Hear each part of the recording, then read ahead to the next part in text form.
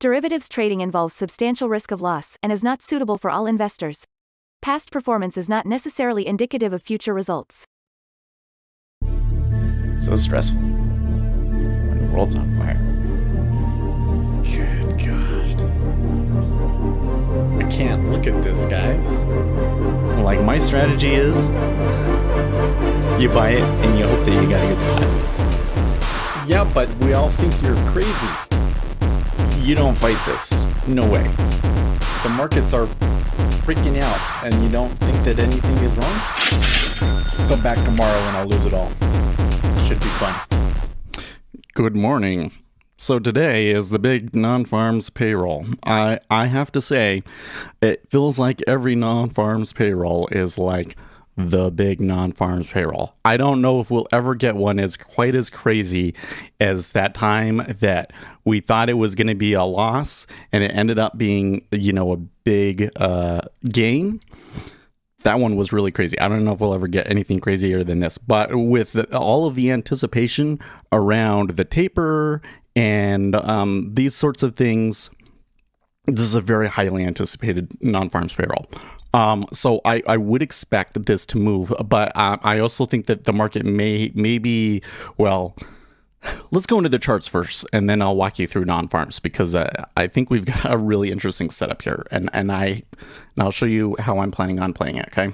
So first of all, yesterday in the E-mini, we have really not been moving at all this weekend, okay? So that just shows you, like, they're really all waiting on this non-farms, right? Treasuries also pretty constrained.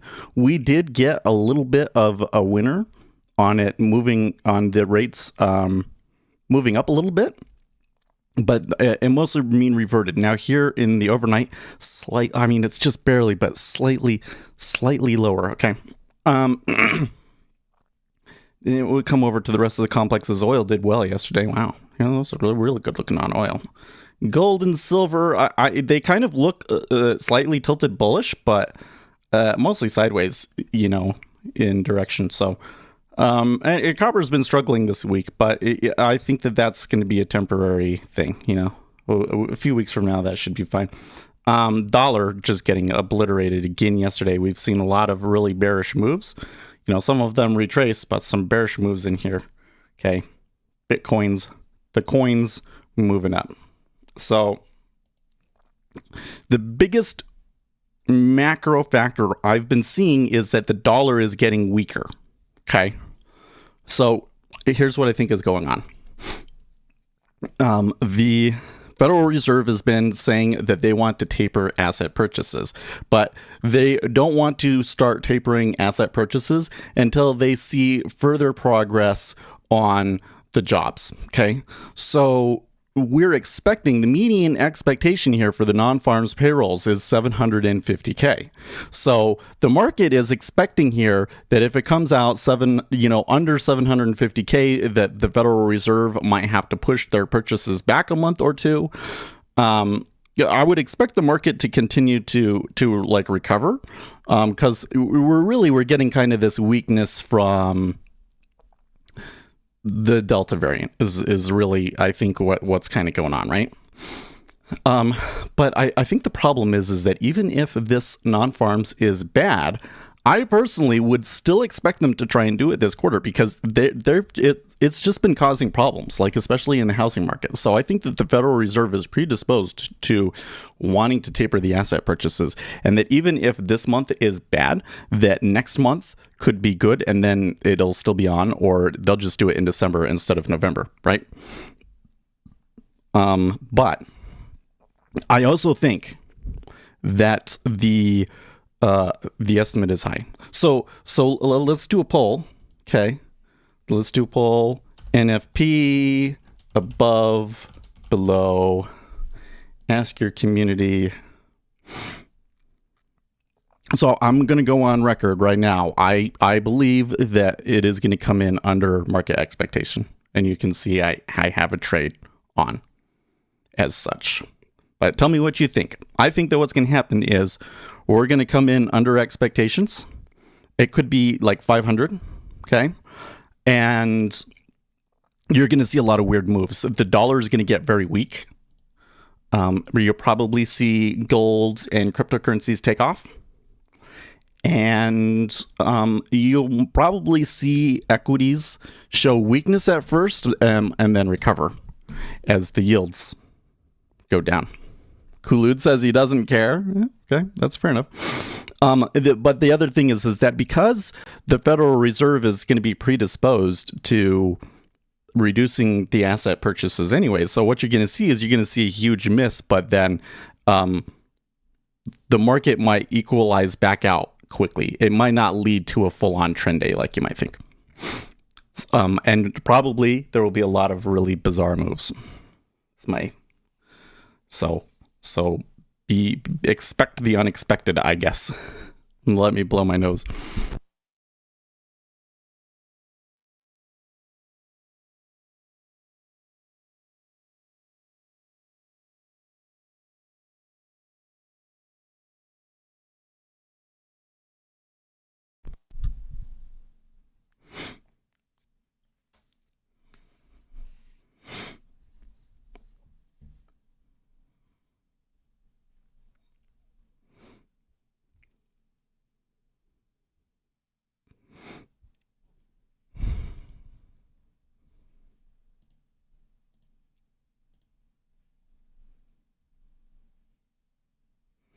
My financial juice ain't working.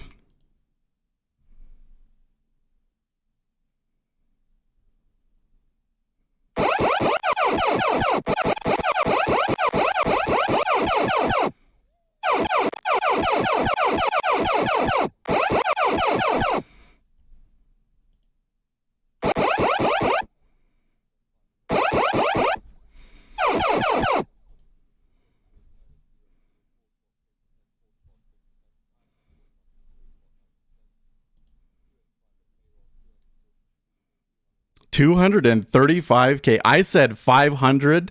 It was 243. Holy shit.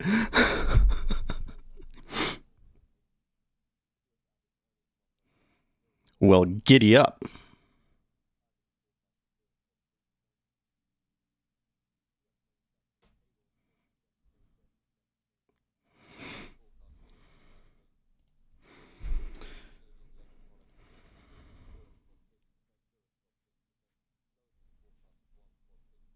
I wouldn't be surprised if the 10-year got to 134. That was some insane volume. You see that? My machine did not keep up with that at all. Wow. What a miss and a half, right? And the E-mini is trailing down. So I said initially, that the E-mini will probably go down, and then you might see some weird stuff. But that was when I thought it was going to be 500. So it being 235, that's the E-mini might get creamed here.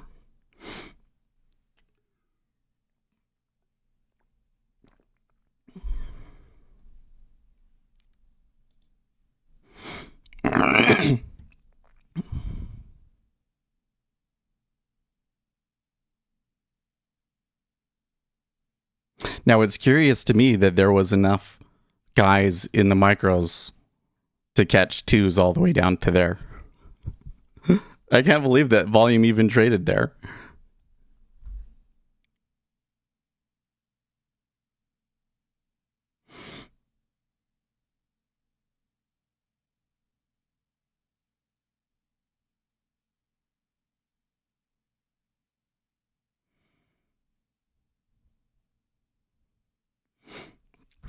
Well, so what do we learn from this, folks?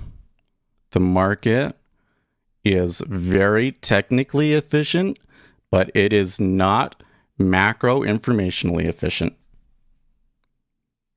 I knew it was going to be under expectation, did I not?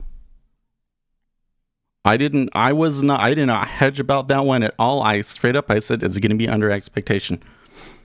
Nice pullback. Yeah, I don't want to mess with it. But I could be adding a contract here. Both surprises.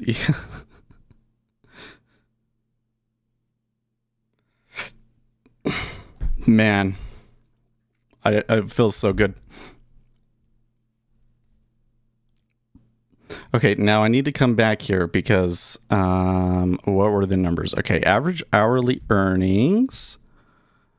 Oh, come on, it's not even showing me all of the numbers that I want. I'm going to come and look at it on Forex Factory because I want to dive into this a little bit. Okay, average hourly earnings was really good at spot 6. And the unemployment rate, they expected the unemployment rate to tick down, but it did not. It did 5 spot 2. Man, 235 is just so bad.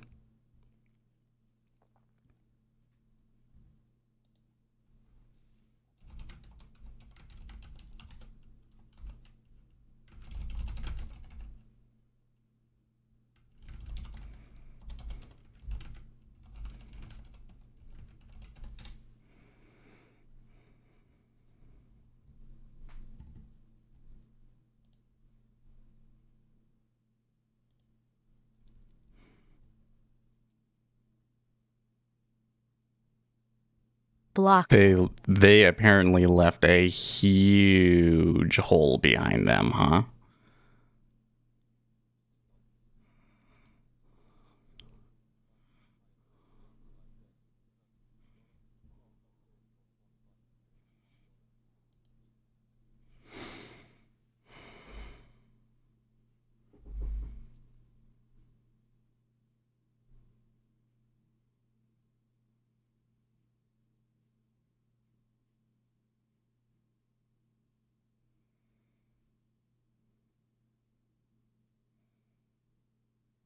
Like, I really think you got to push the taper back to December now, right?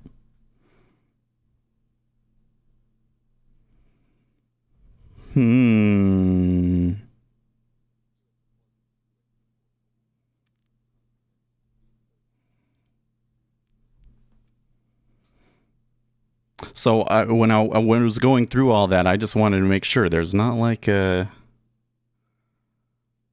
there wasn't something I missed in the report or anything. I don't think so. So I believe that this move down in the treasuries is just the liquidity and the volume equalizing out because it was such an insane move. So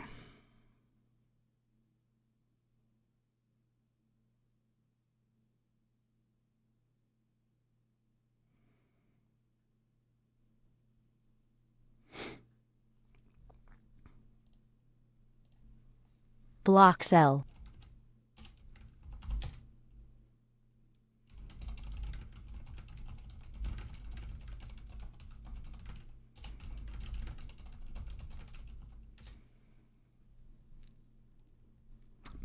that is wild.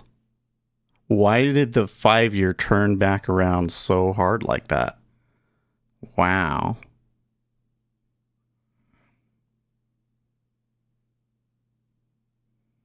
Market Ear tweet says the taper's still on.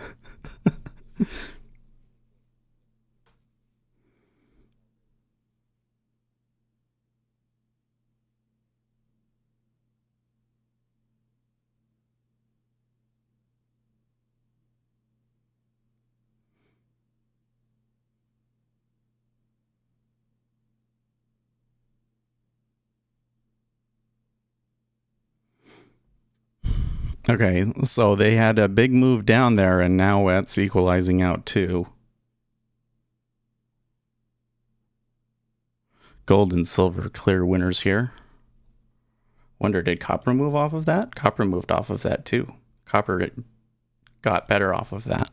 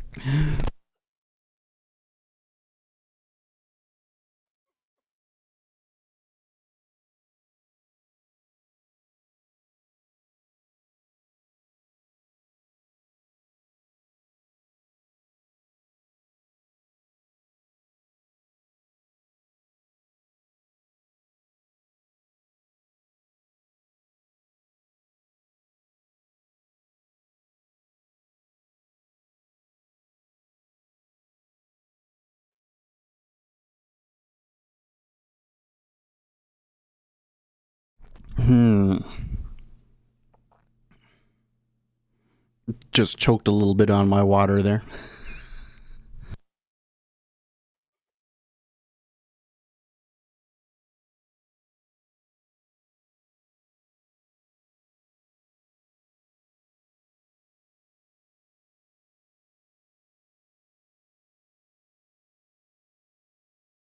You've been listening to Robert Reich. Ah, jeez. Ah, jeez.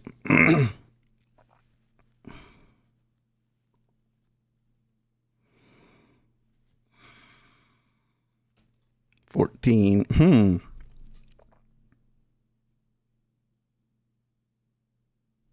So it is really curious here that the treasuries are having a hard time holding here.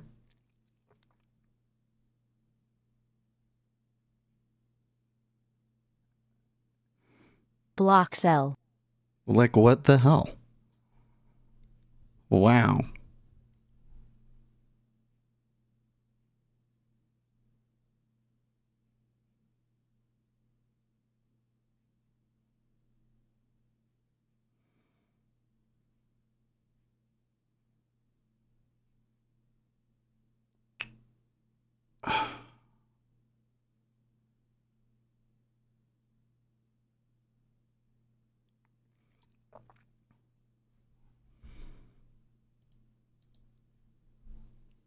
This is very unexpected in the treasury. I'm think they probably are going to snap back up, but that was some pretty crazy. That's some pretty crazy flow, and like bids are pulling out of the way. So like somebody is like coming in and saying like, "Oh, we don't care what the number is. We're going to sell it anyways." What do you think? Of course, if they sort it out and decide to go back up anyways, then somebody just sold a ton and is going to get creamed.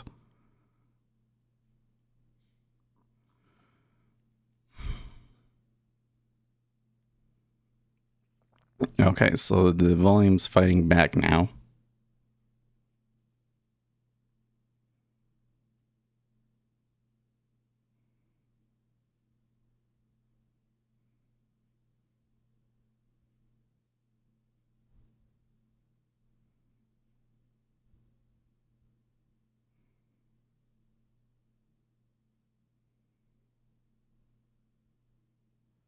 Maybe somebody was just massively long and is taking their profits or something. I don't know.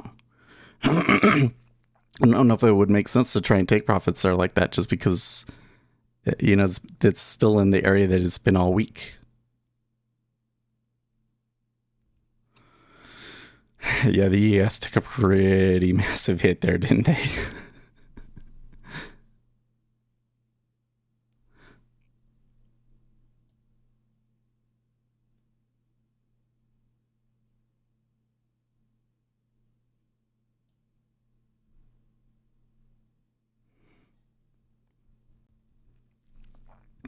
Well, the way it's behaving at the moment, I think we're still in it. It could just be volume and liquidity effects.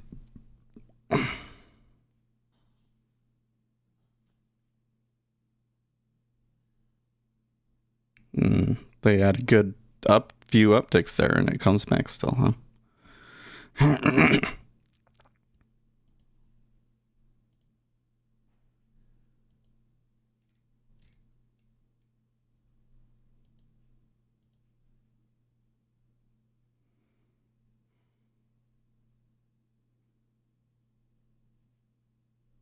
I'm also seeing my spreads are increasing like big time.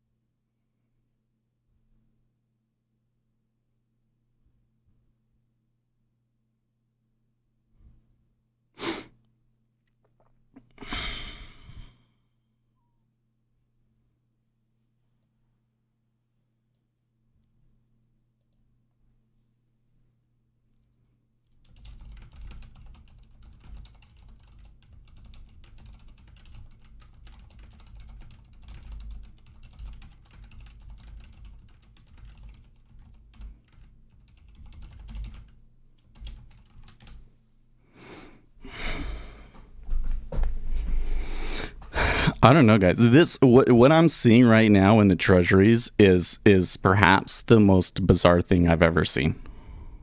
It may well be the most bizarre news-based move I've ever seen, because the initial move was the way that you would expect, but for it to come back, it's sure, because you get a liquidity pocket and everything, but then they're down here, like there's like some big sellers and stuff. Like this is really, really bizarre that you would get a miss that big and they decide that now is the time to short treasuries. Like what?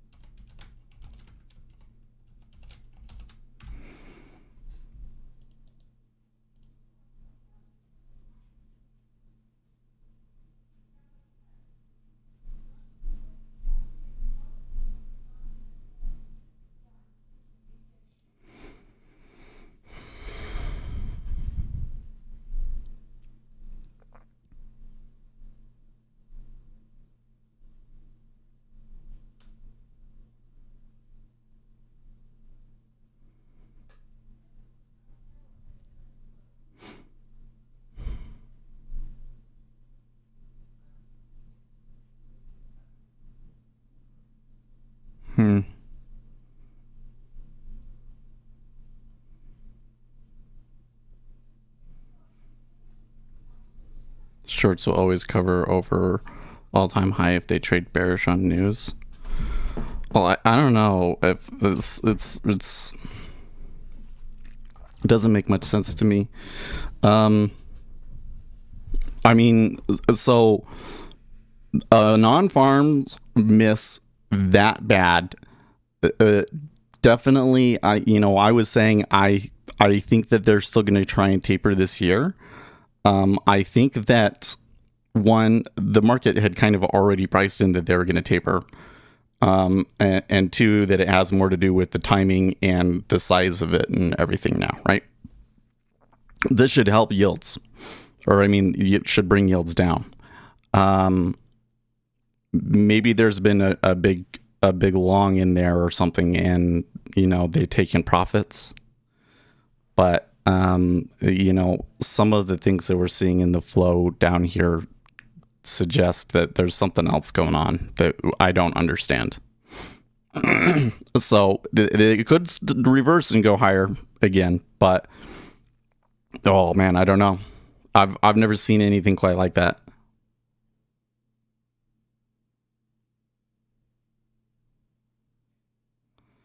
Is this where somebody is trying to make like a huge stagflation kind of bet in the treasuries? Like, I don't know.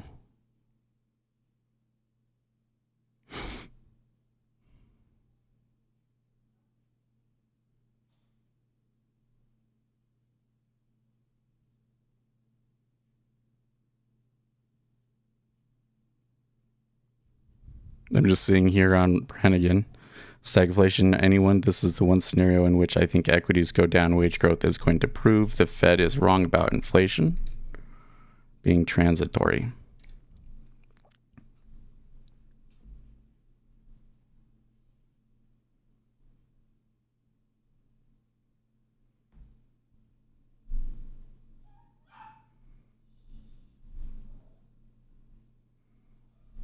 I was talking about the market ES futures because they're new. Oh, yeah.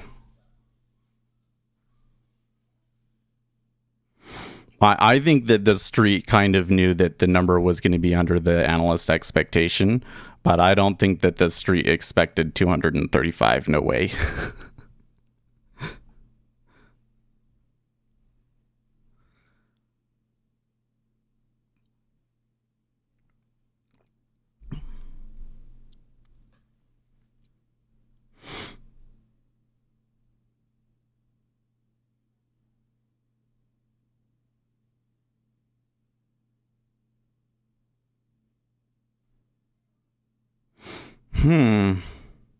I don't know, man.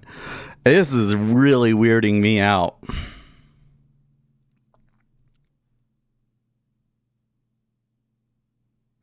Like, so they come back up to 13.5. It's like the buyers are scared out of their minds now.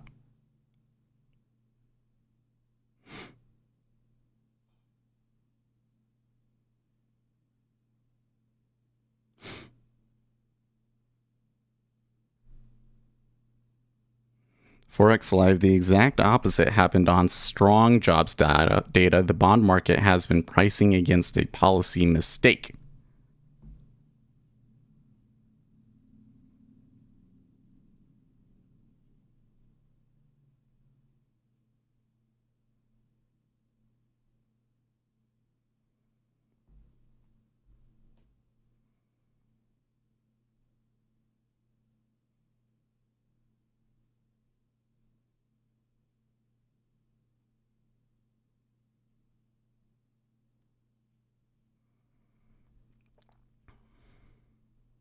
I don't know, man.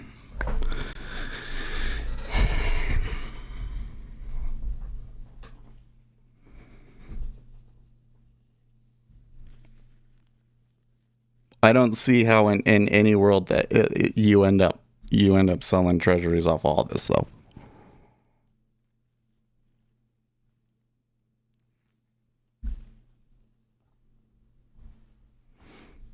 Some people on Twitter seem to be pretending that they know what's going on, though.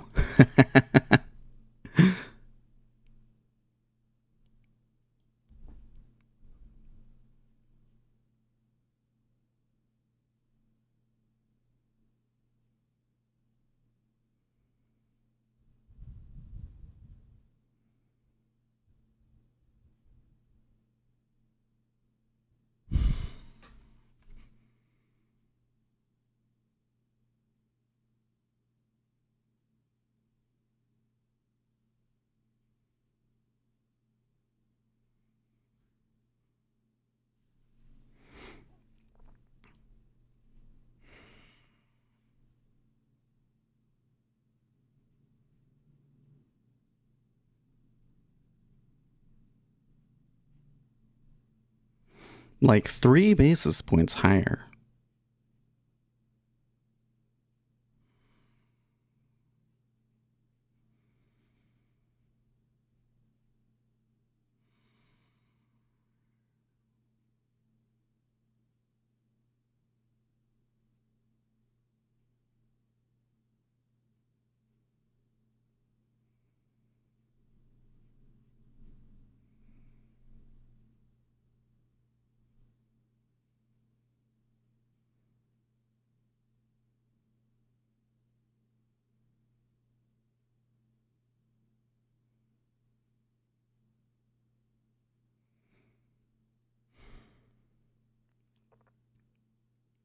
So, like, looking at the cumulative delta, they went like 20K buy and then flipped 40K and down. Now it seems like it's evening back up. That the 5-year is going to try and push back up, but like, what? What is Jay Powell thinking? 5 words or less. See you in November. I don't know, man. This is nuts.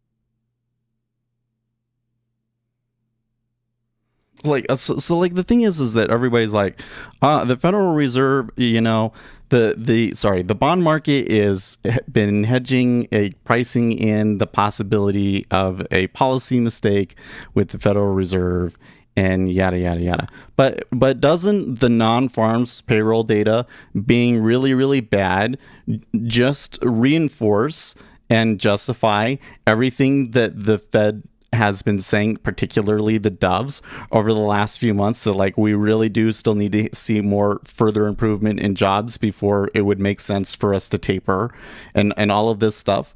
Like I mean, yeah, the payrolls data was what was it? Average hourly earnings was spot 6.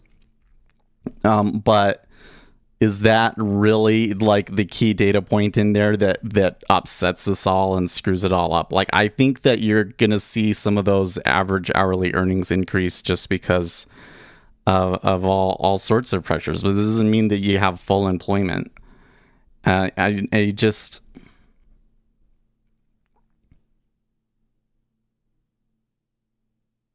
so I'm seeing this stagflation scenario being put forward.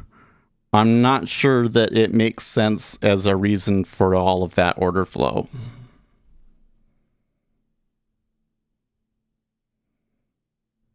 It could be something else, like some of that could be stops, you know.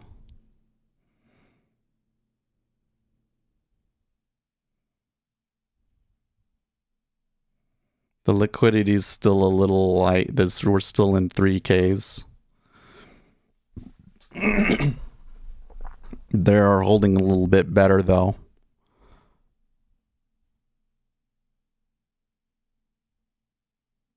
Like the bid and offer aren't just completely pulling when order flow comes in.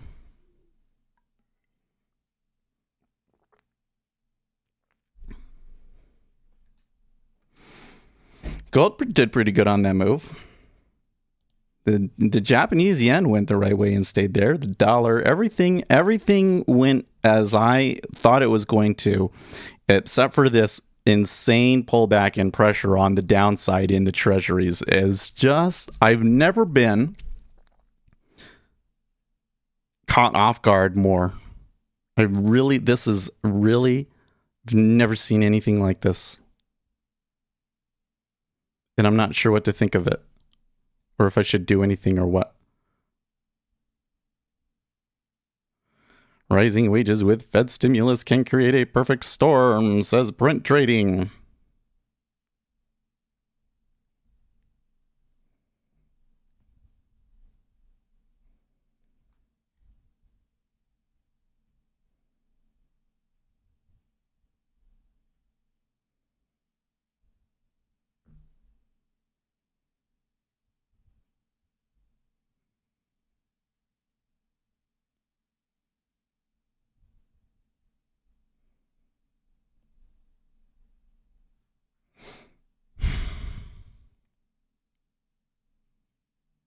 And then they push it down again. And the volume is coming from the 5-year.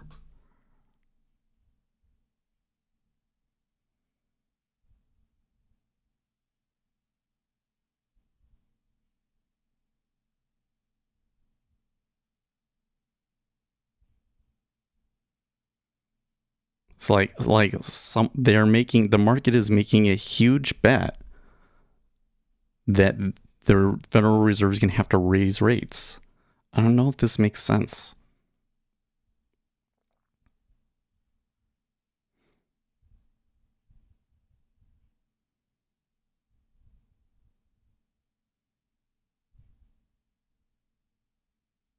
Is it that simple?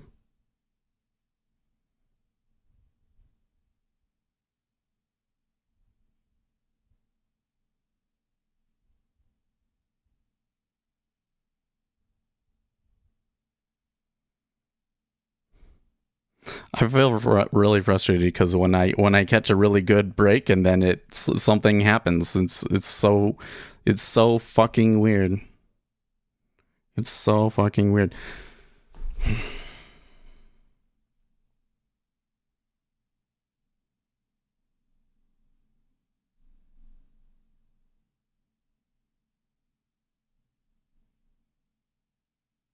90% of traders are going to lose here. And I mean, the guys that just went straight short in the E-mini, they're probably happy, right?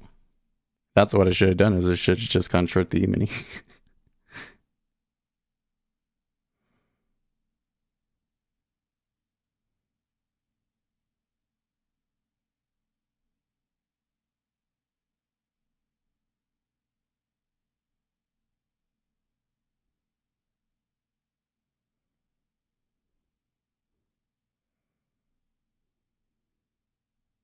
Martingaling doesn't help. Well, I did the play where it's like I got the move that I wanted. I wish that I had taken some profits on that initial move, but it was going too fast for me to do anything.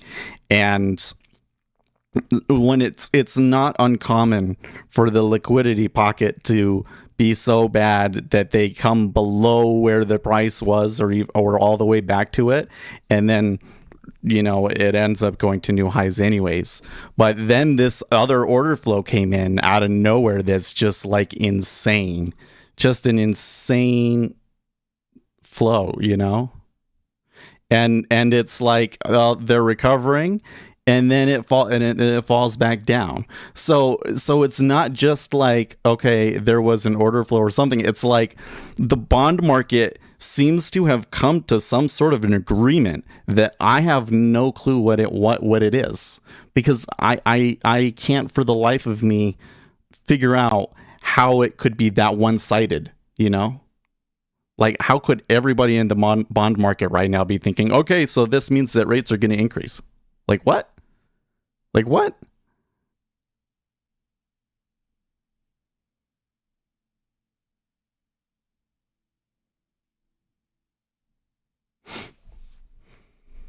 I don't know.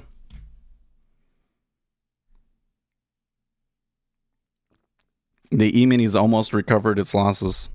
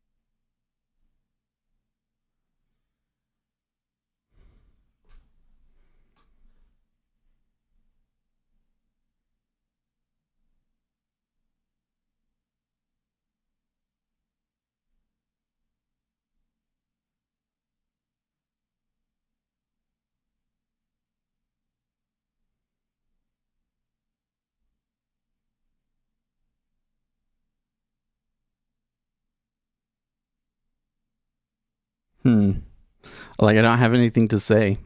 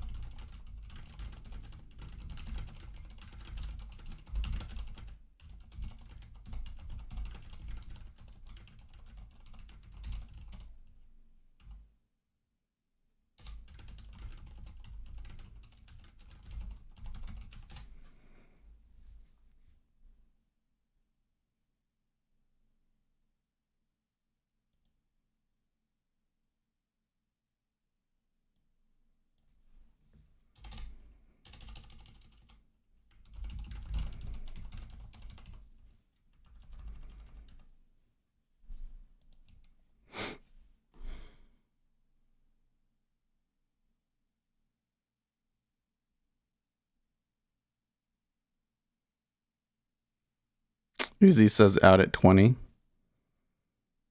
So you took you took the squeeze too, huh?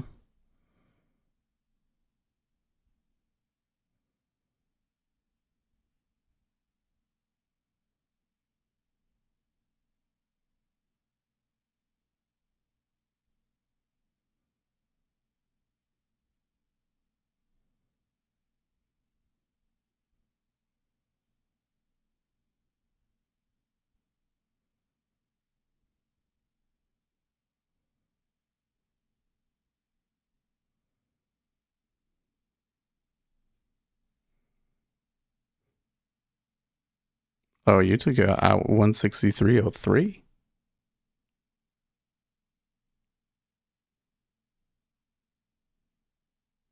Oh, okay, sure.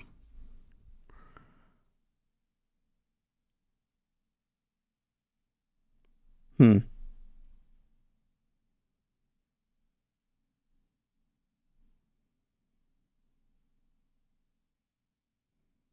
How much of that could just be momentum effects, you know?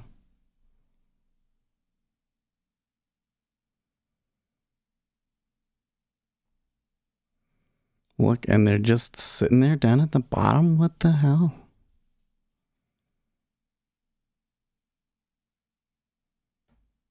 It's usually best for the dollar to follow bonds, says Forex Live too. Yeah, like none of the correlations here make sense. None of the correlations here make sense. The gold and silver don't seem to care that the rates are increasing at all. They've continued their gains.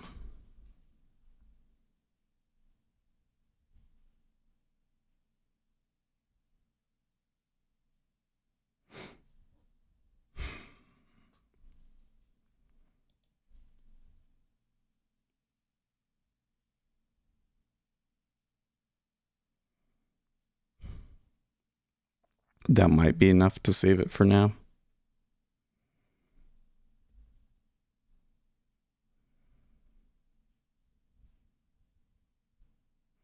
This could be concerning. Once again, women's labor force participation is declining. Is this a child care school chaos effect again? I think we have a real problem if we have to keep the female labor force participation rate high. Like, I think we're in a good place if people feel like, if women feel like they don't have to work, or, you know, they don't want to.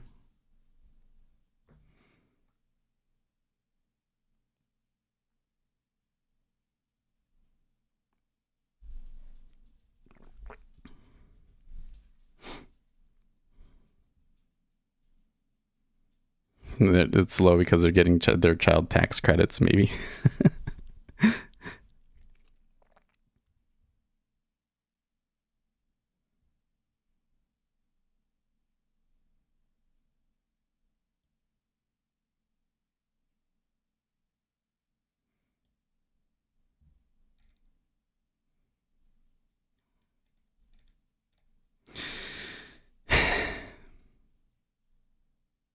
As a person with a company that literally only hires women, that's kind of something I understand. Yeah. Well, so I'm wondering now, you know, maybe some of this could be related to the weekend as well.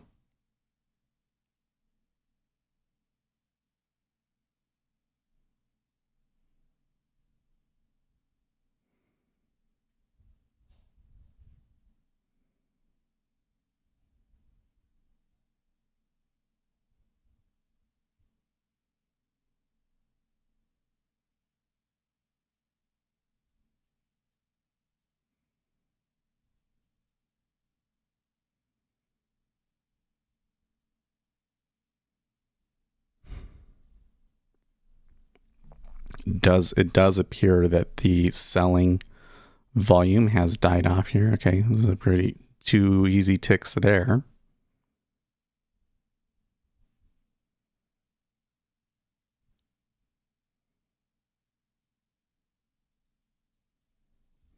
You have 14 and 10. Well, probably we're going to have at least a short-term pullback here.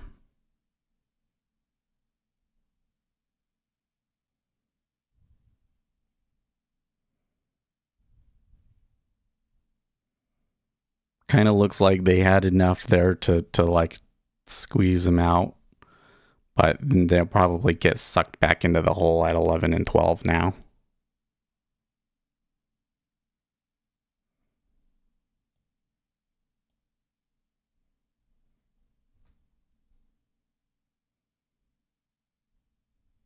I feel so flat-footed today, man. This market is confusing. Yeah, it really is. Well, you know, the funny thing is that like when I came in here, I was like, you're probably going to see some bizarre moves. I didn't expect the bizarre move would be in the treasury. That was, they did the one thing that was the most unexpected for me. Really the most unexpected for me. Woulda, shoulda, coulda been long gold. I bet you that my main portfolio is probably doing okay, but probably what I'm losing. Well, actually, if my banks are probably going to be higher on rates increasing a little bit. I don't know. So you're surprised by gold and silver? You know what? I'm not. In fact, I dare say, let's come back over here. Maybe it's okay. Maybe it's okay. Like, look, we've been in this range for a while, like this 1800. But in order for this to really be significant, they've got to get like up into the 1840 levels, right? So I would say the degree of the move in gold is probably appropriate, maybe even a little bit further. So yeah, I'm going to say it's not too surprising to me.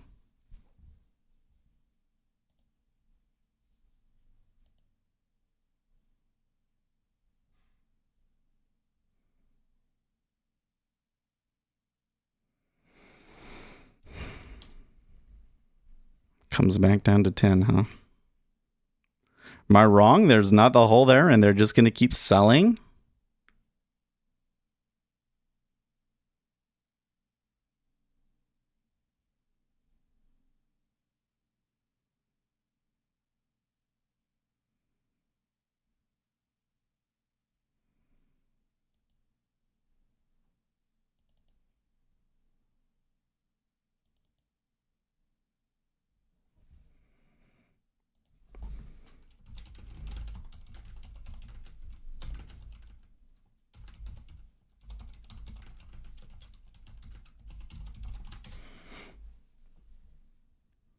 So Gus was just asking me about where does the indicators store its data. You should see them here in the cache folder. It gives them a little bit more complicated name. It'll be the GUID with the chart and the name of the indicator and everything. But you should get them in there. There should be a different one for each day. I don't think that they gave them CSV extensions, but it is a CSV.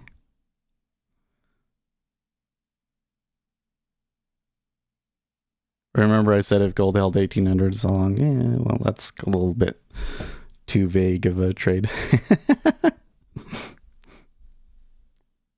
And then what if gold goes below 1800 and dips slightly and then comes back up? And, you know, that's the problem with those sorts of things.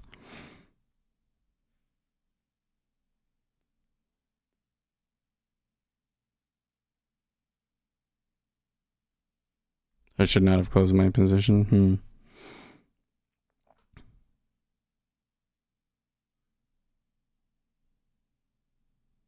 Okay, that's a little bit more like what I was expecting to see, is them drift back up into the thick of the volume profile.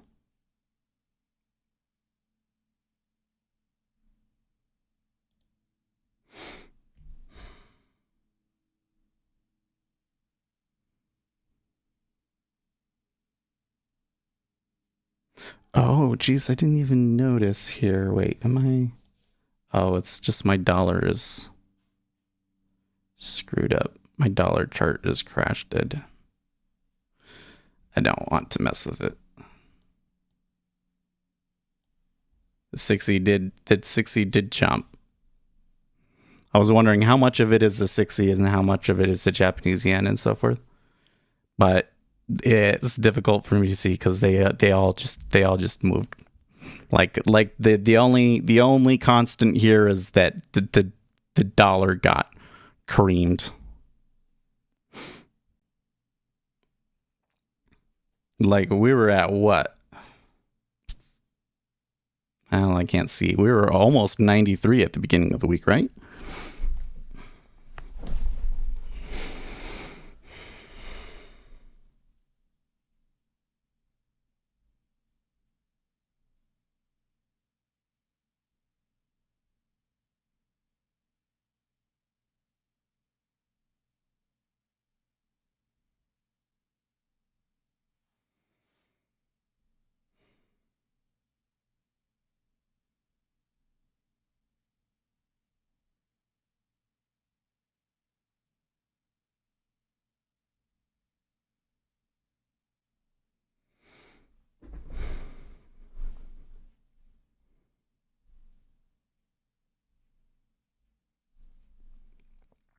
I don't know. Who was it? Who was it that suggested the gold stock to us earlier in the week?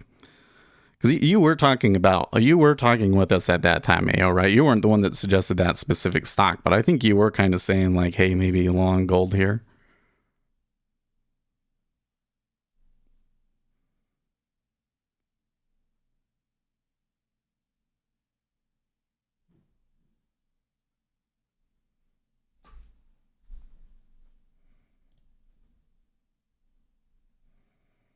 Yeah. Because I did end up nibbling on that one just a little. I looked at it and I said, well, I'm a little, the interest rates is a big part of my portfolio right now, so let's just kind of cancel that effect out. But it's kind of funny because right now, at least right now, they're all helpful to me, right? My gold is going to be up, my bank is going to be up probably. I don't know how much the bank is going to be up because stocks overall are going to be down, but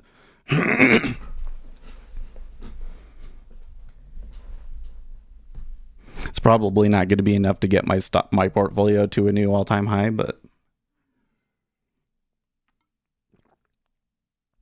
it's kind of been languishing and going sideways for a good 6 months now. Maybe I should have been more active on it.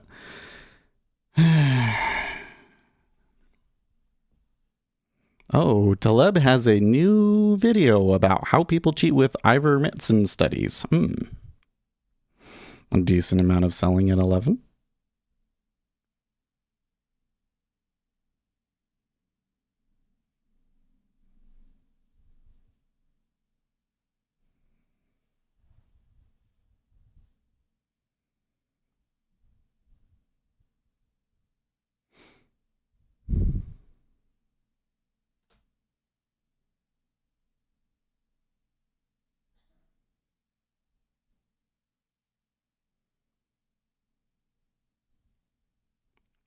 Market's finding it harder to make new all-time highs. Well, that jobs number, a 235. I mean, like really, that jobs number suggests that the economic growth moving forward is going to be a lot weaker for a long time, right?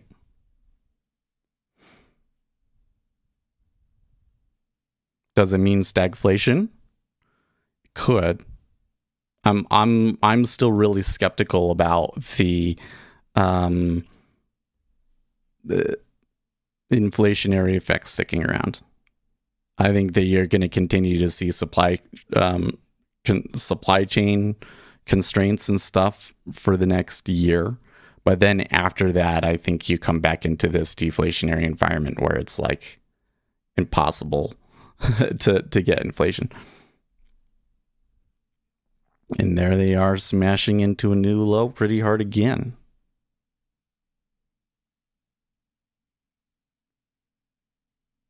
So we did see a little bit of a hole there at 11, but the bids are just too soft.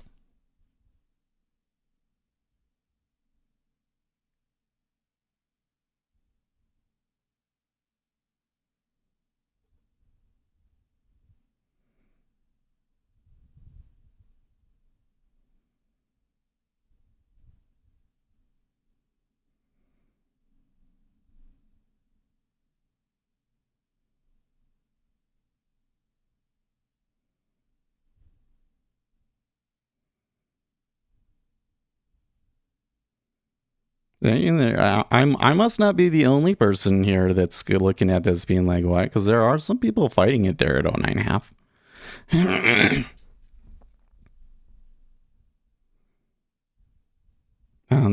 That 10 looked a little well, maybe not.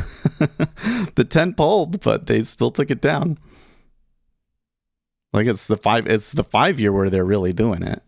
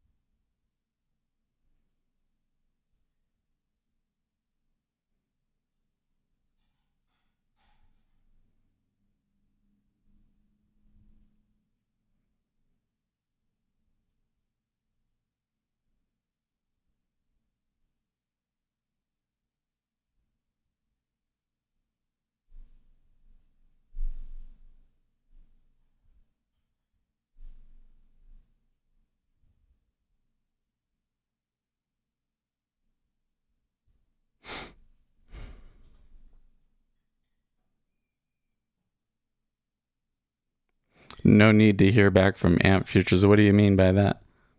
Hey, Ace. Was NFP, well, let's say it was confusing.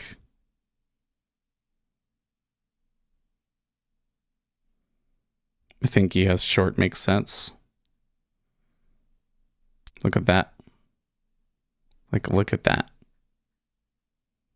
That's a little crazy, in fact. Did my MES feed just die?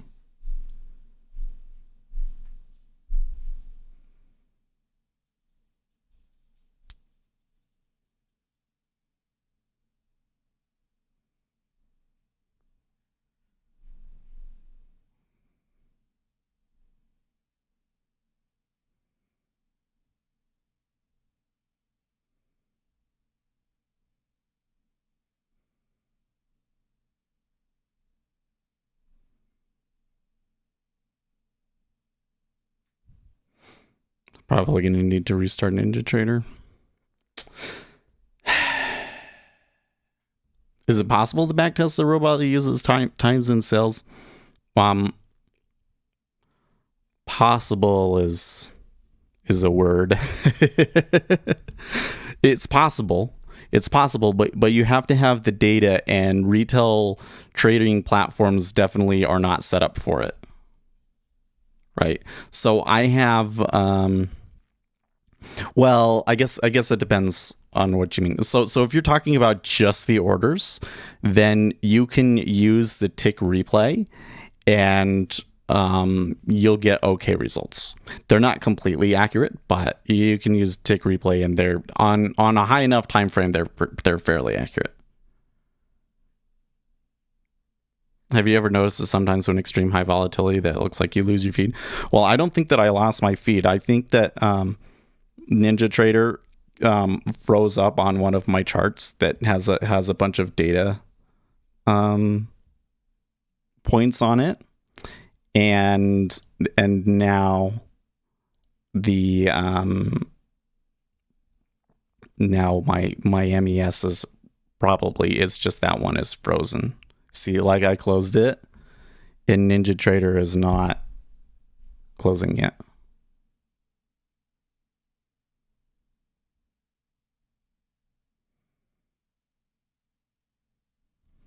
Which means I have to end task to it because the chart is frozen. I don't know what it is about that particular indicator that does that sometimes. Yeah, it's not CQG, it's Ninja. Ninja crashed. Ninja couldn't handle it. Couldn't hack it. It's probably going to kill my workspace here now. Probably going to have to restore the workspace.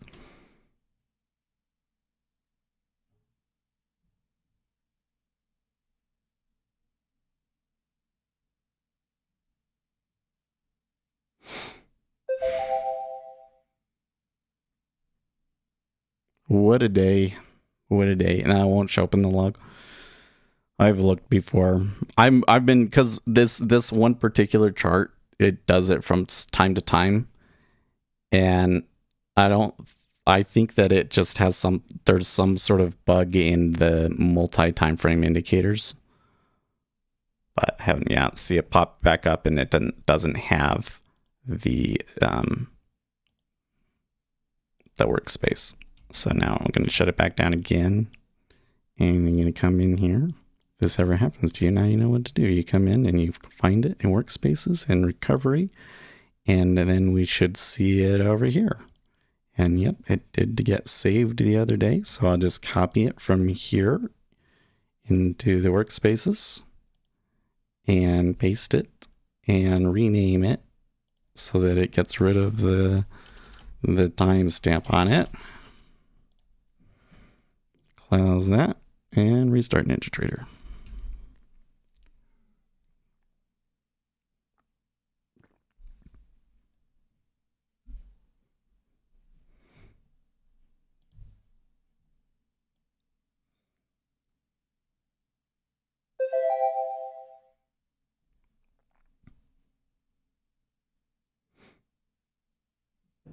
Okay, and then I have to switch to the right workspace.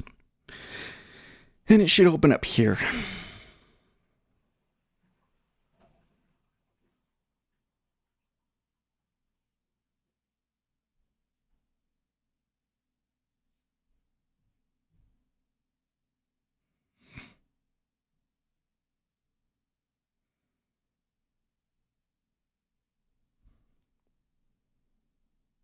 When was the last time you updated? I'm pretty sure I'm on the latest version. Pretty sure that it was the last time they updated it, which was like a month or two ago.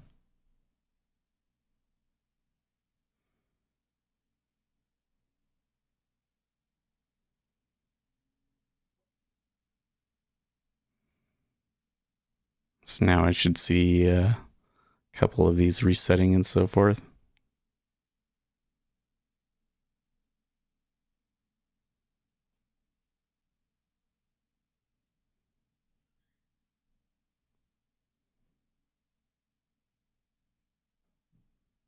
Cool.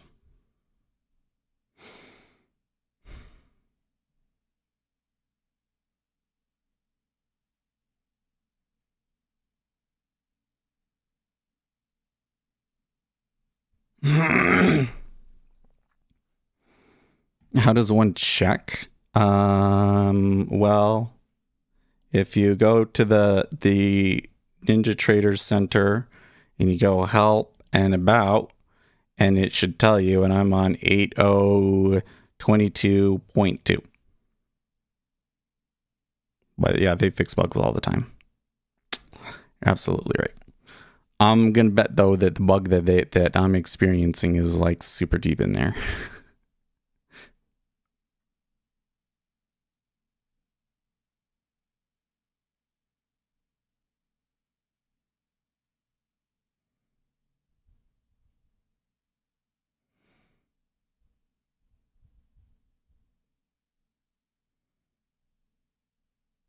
You say 8024? No, mine is 22.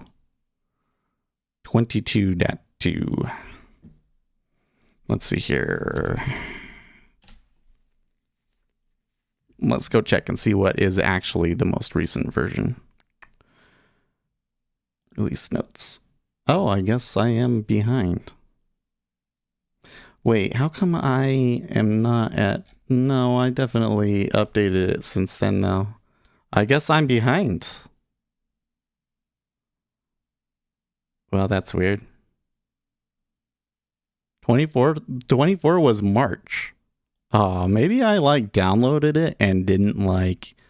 I don't know. Okay, so they're moving again here ahead of the open. the E-mini is... So like, here's the thing. If the E-mini did like the buy the dip thing and skyrocketed to new all-time highs, then maybe the move in the treasury would make a little sense to me, but that doesn't seem to be what they're doing at the moment. Well, there's pretty strong buy volume on the open. Woo. Oh, I actually wasn't that strong. I think that it's just the liquidity and everything, because the deltas weren't that strong. In fact, so far the delta seems to be 1,000 contracts to the downside.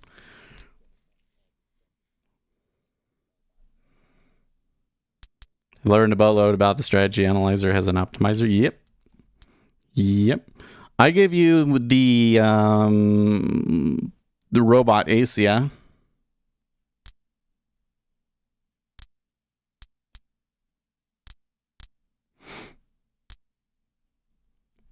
Because I can give you robot ace and it has all these different parameters, and you can go in and optimize them and see what happens and stuff.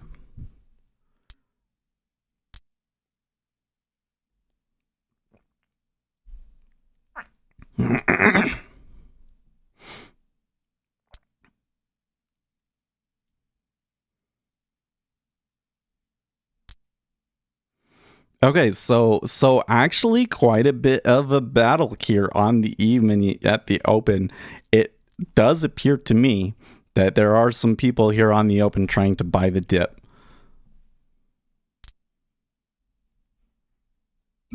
I like the hands-on approach. Well, I don't think that the idea is that you would take a robot ace and just let it trade for you, right? The idea is you take a robot ace and you see, you test out how changes would actually affect your strategy. So you can say, okay, what if I waited for this, or I tried to take a bigger target or whatever.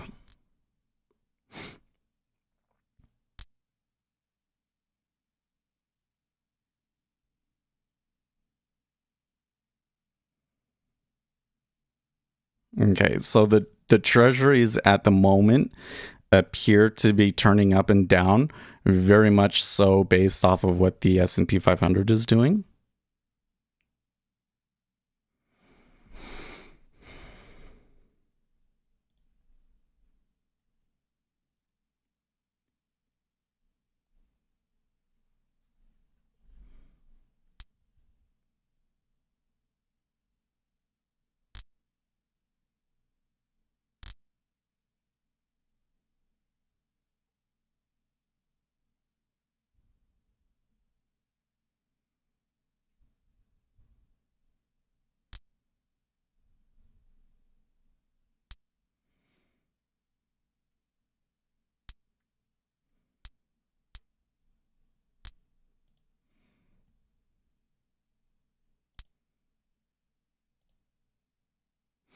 Like right now, the E-mini hasn't gone below yesterday's lows, so I think there could be a lot more downside in the E-mini, but what do I know?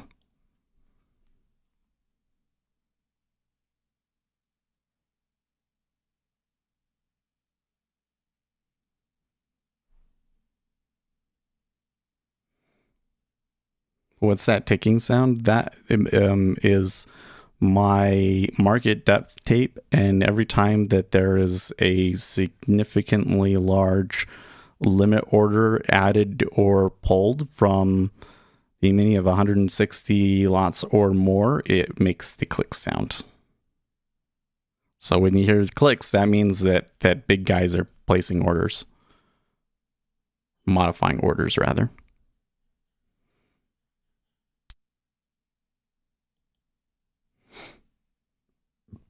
17 still holding in ZB. Yeah, it's gonna be funny if that is where it bounces, Uzi.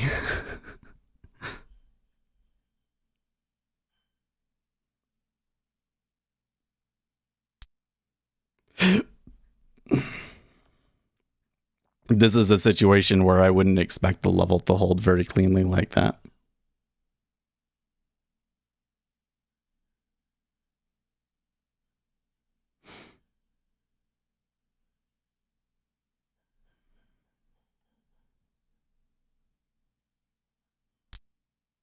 It would be funny, wouldn't it? That would be it would be probably the best anecdotal evidence that you could get that I'm wrong about that.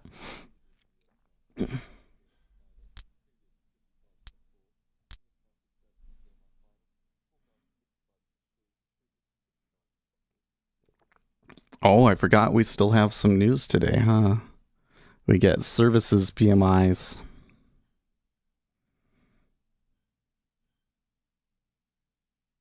It's been quite an anecdotal week.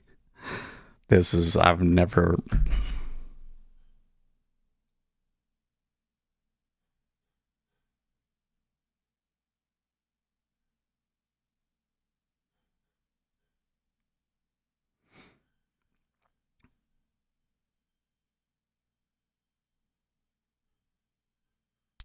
Gonna remember this one for sure. So final services PMI at 9:45, and then ISM services PMI at 10.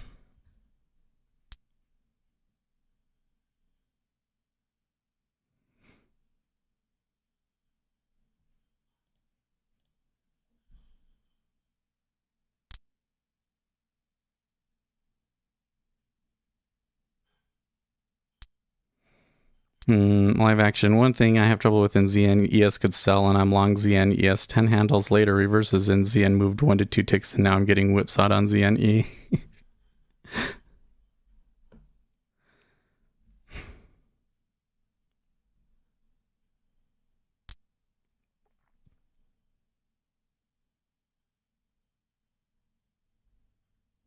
Is the ticker sounding native or synthetic limit orders? So the way that it detects it is if you have like a level 2. So the way that level 2 works is they say the number of orders at 11 is 3,800, and then it will come back and it'll say now it's 3,950. And so if the update is more than 160 from what it was before, my thing makes a sound. So generally speaking, that is going to be that somebody added or canceled the limit order all at once, right? But there could be edge case scenarios where that's not the case. There could be edge case scenarios where your data feed filtered out a bunch of changes and gave them to you all at once. So it's not going to be perfect, but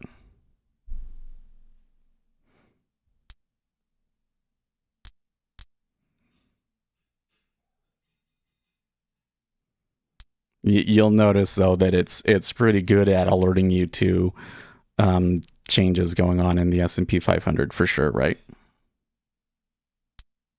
Only if you use aggregate data. Well, the place where it's is like when we just had a big move right there, the broker might say we're getting so many changes that I'm not going to show you every single one. They're going to filter more. And so then you're more likely to get an update that would include multiple actual order changes.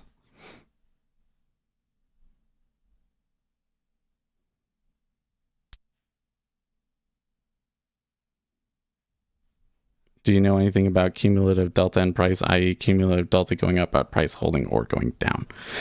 Okay, so this is where again I would come back to that price is a pretty unreliable indication of what's actually going on, right? So you can have a situation where because of liquidity holding in places where the price and the cumulative delta don't match up. Okay. But did you know, like, what do you think the average correlation between cumulative delta and price would be? Like 80%, something like that, right? On a 1 minute chart? It's not even close to that. And in fact, oftentimes, especially in the S&P 500, the correlation is below 50. So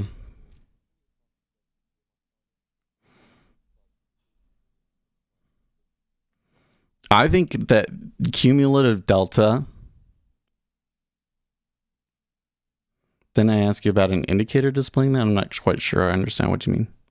one that would display the correlation. I went through and I made something that does the correlation, but it's a little wonky. It's a little wonky, especially on the back test. So that's why I haven't put it out. I haven't really had time to go and look at any of that kind of stuff lately. We could do that stuff on Monday. Anyways, so yeah, cumulative delta and price are not actually as correlated as people think.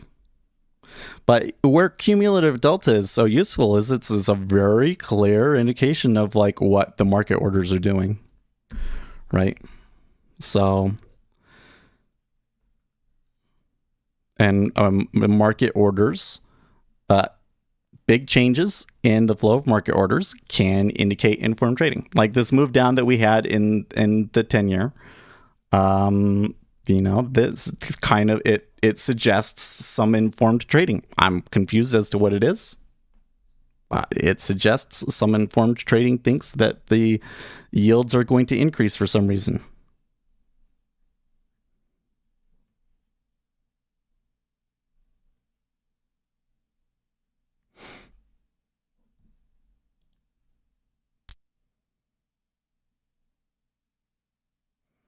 Labor Secretary Walsh jobs numbers in the United States were influenced by the Delta variant in August.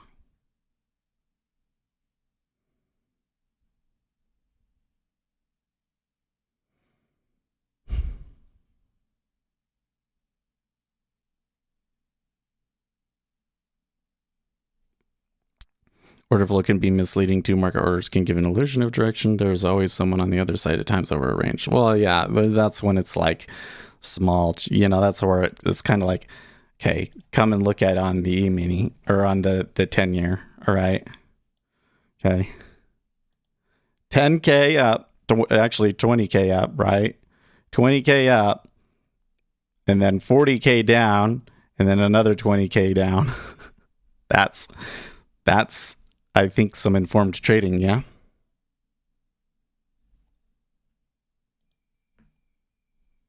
They might be wrong. It might not be informed trading. It might be somebody having to hedge or rebalance something that's really big and highly against what we think it should be.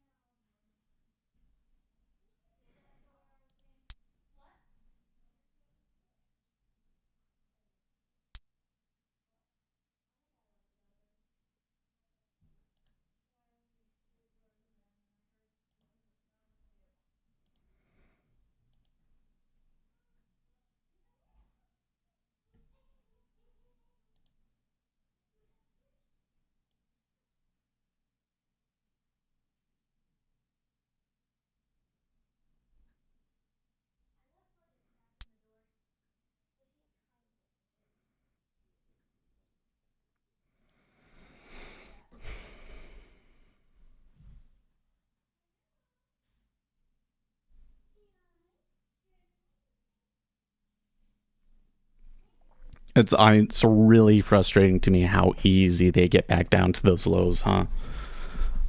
It's very perplexing to me.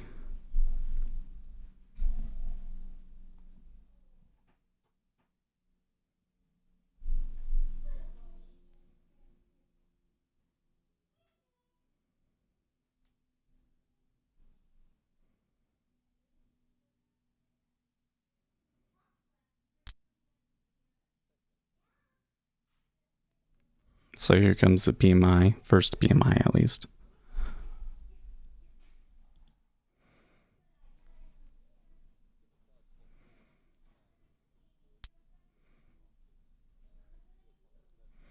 It's about in line with expectations.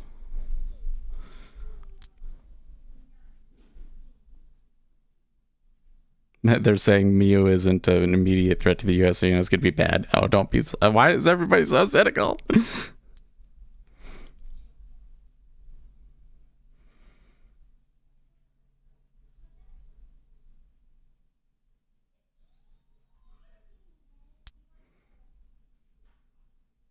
They're trying to get those guys to budge. I don't know what's going on, man.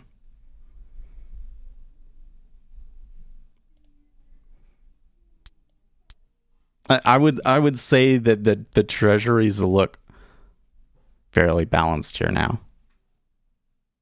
Like in the 10-year in particular. The liquidity is kind of pulling and really soft on the bid side, but overall the flow is actually somewhat balanced.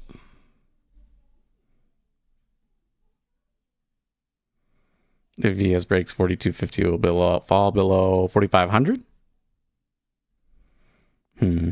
So let's come and look at what Zero Hedge has to say about all this. Tesla delays Cybertruck 2 late 2022. I am not surprised.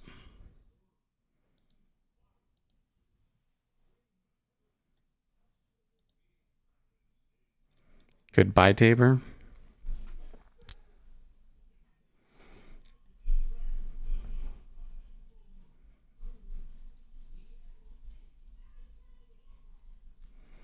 Bloomberg already busy spinning by saying that the deceleration in hiring likely reflects both growing fears about the rapidly spreading Delta variant of COVID-19 and difficulties filling vacant positions. The reality is that the U.S. economy is rapidly slowing even as inflation continues to soar, positioning the U.S. squarely for a stagflationary crash and putting the Fed's tapering plans squarely in doubt.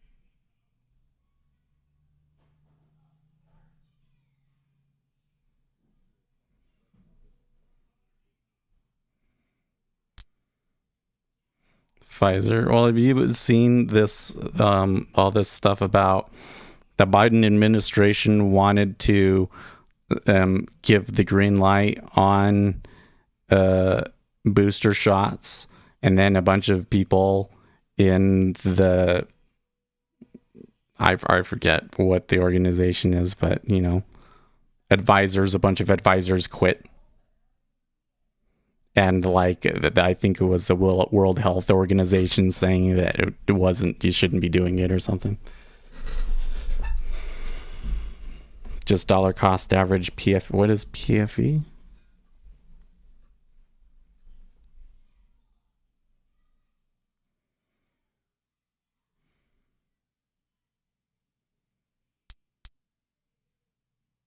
The World Health Organization was like, no, because they want more vaccines to go to poor countries. Maybe.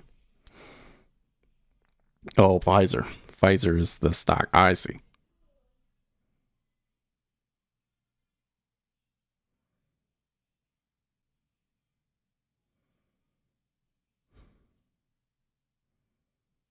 Because Biden was making claims they couldn't confirm.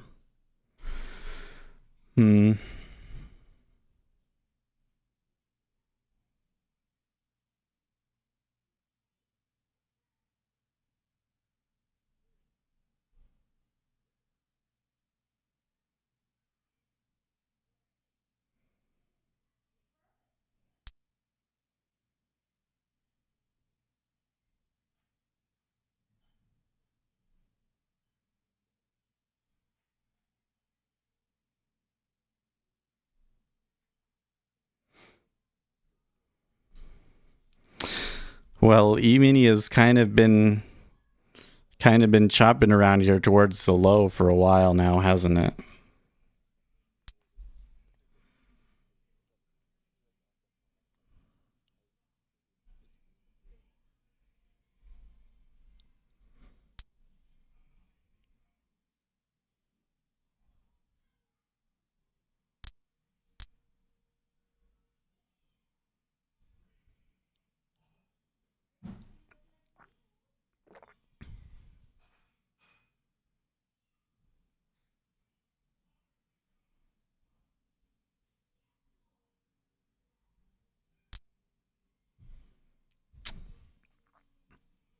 they gonna go for it? It's awfully close.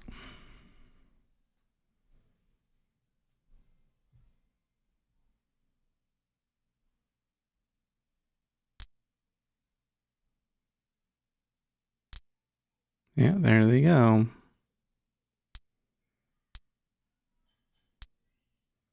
That wasn't that bad. Not yet, at least.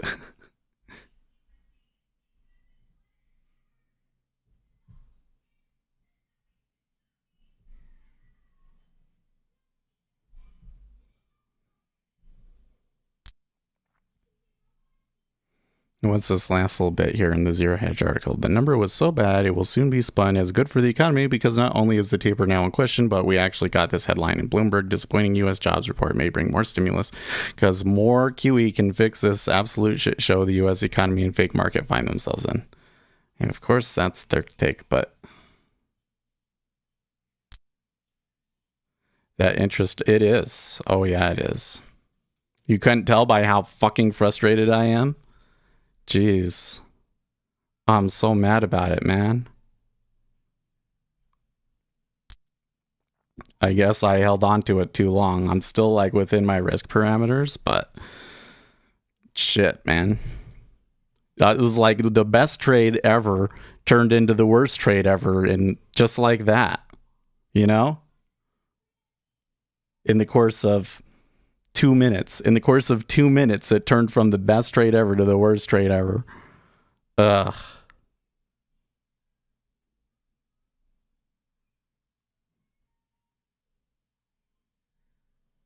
Your unwillingness to ditch it. Well, my unwillingness to ditch it was because I was willing to risk 75 to 100 on either way, so.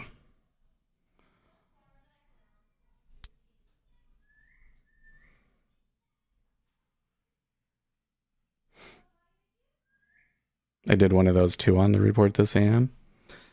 It's really kind of weird. Don't you think it's weird that every time I catch a really, really good trade, like a really, really good winner, and then something in the treasury, at least something crazy happens and it flips?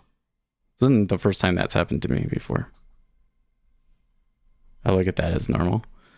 Well, I wouldn't be doing anything different if it was on sim or anything. Certainly wouldn't be trying to swing it though if it wasn't these micros, right? Because honestly, you look at it, I'm really only risking what I had made earlier in the week. So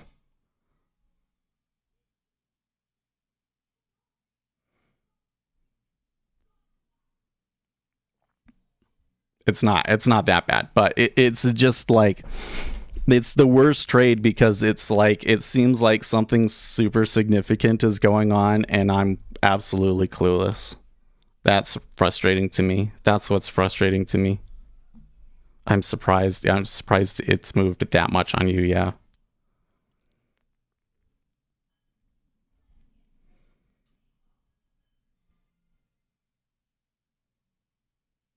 What you won earlier in the... Well, it's not mine anymore. Unless this comes back. Could come back.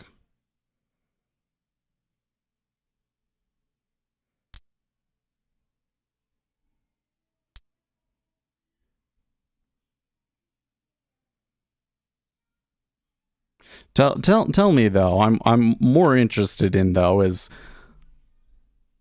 do you think that the move makes sense?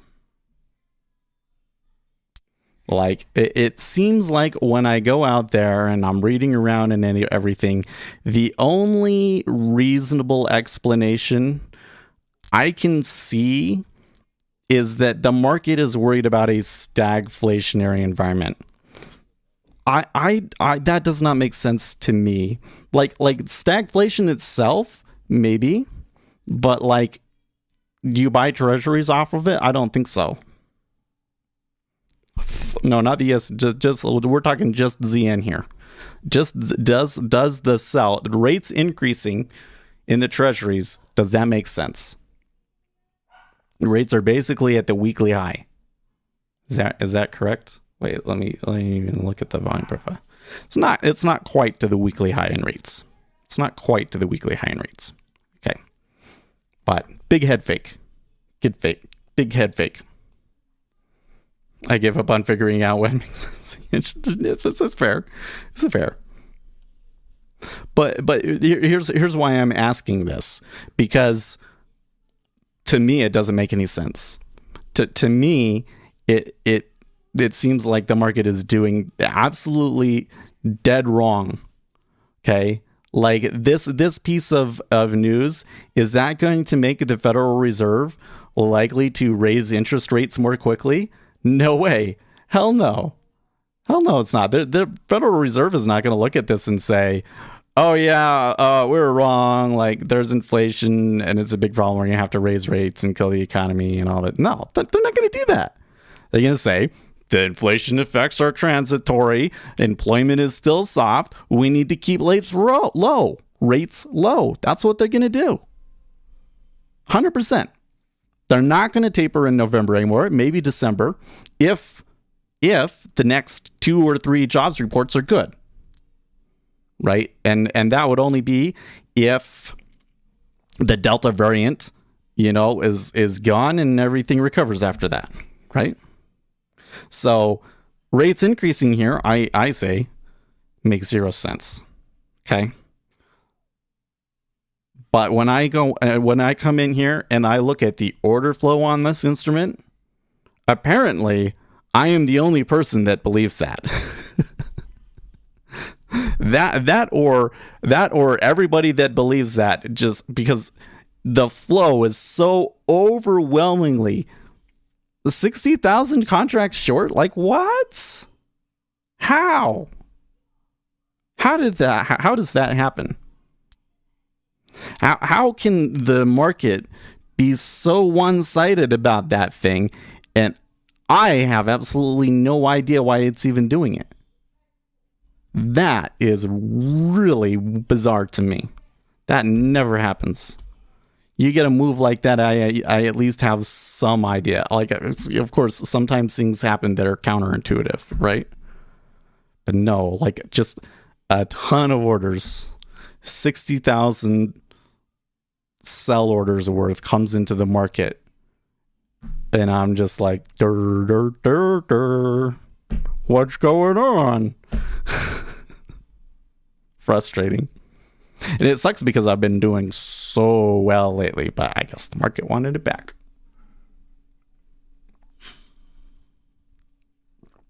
Well, we still got news in a minute.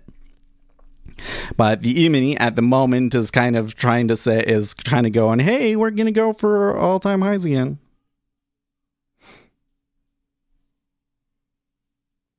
There can be some info that you don't have access to, but it's irrelevant. I mean, in this particular situation, we should have that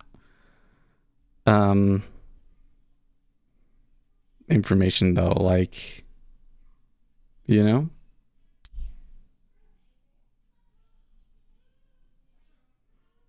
It's not the first time that jobs number disappoints when there's pressure for the Fed to raise rates.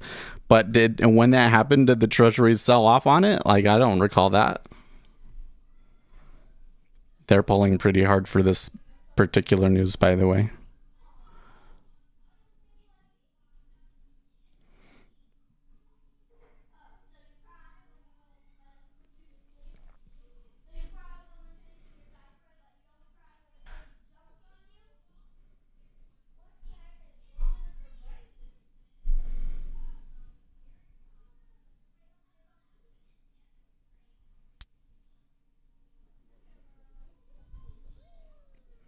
Okay, so it was 1/10 higher than expected.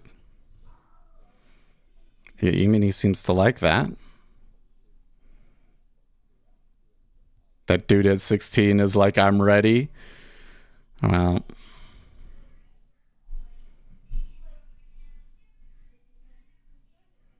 the market's probably overreacting to that piece of news, but whatever. It's pretty close to inline. I'm surprised that I don't think they usually pull as much for that.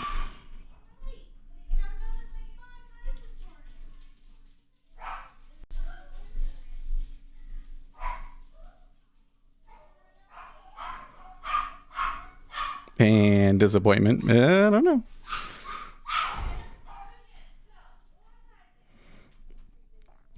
I have to say, in this market, the bids have been so incredibly unreliable, right? So my read on the flow is that we should come back up to 12, but who's to say when it's doing that sort of thing, when it's so soft?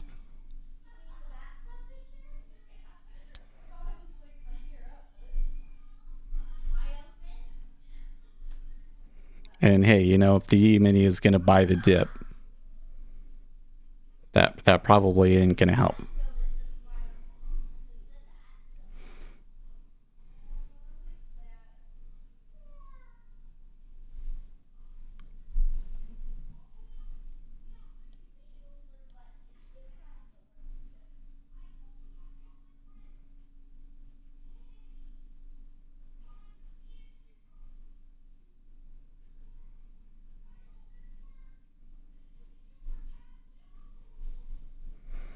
Nasdaq trader, what the hell is this? What do you mean?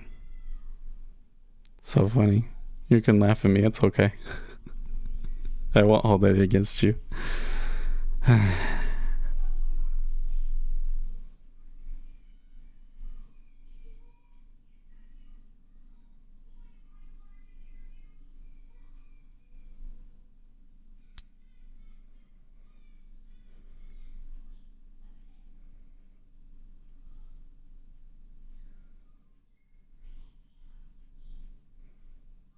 Mario has his butts on fire. Well, we just got news. It was kind of funny. It came in 1/10 higher, so it was pretty much in line. It was pretty much in line with the expectation, like when you look at the consensus estimates and everything. But the market really reacted to that one, didn't they?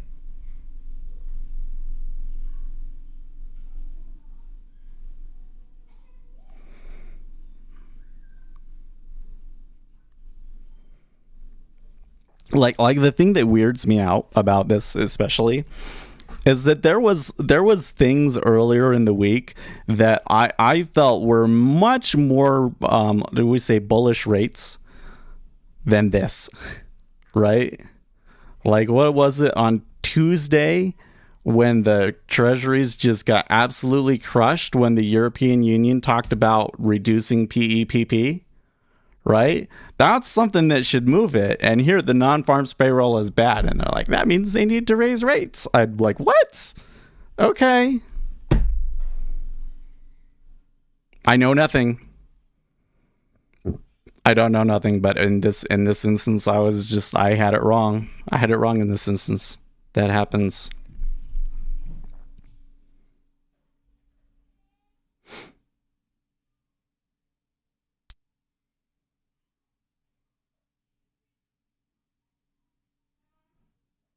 I didn't even notice it because it was zoomed in on the chart. Yeah, it's a little weird for there to be another report like that later in the...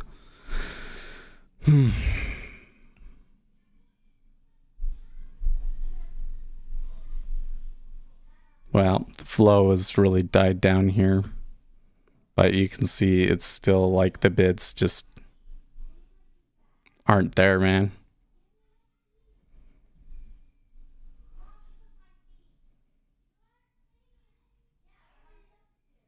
It seems to me that anybody that disagreed with this just got destroyed and quit for the day, you know?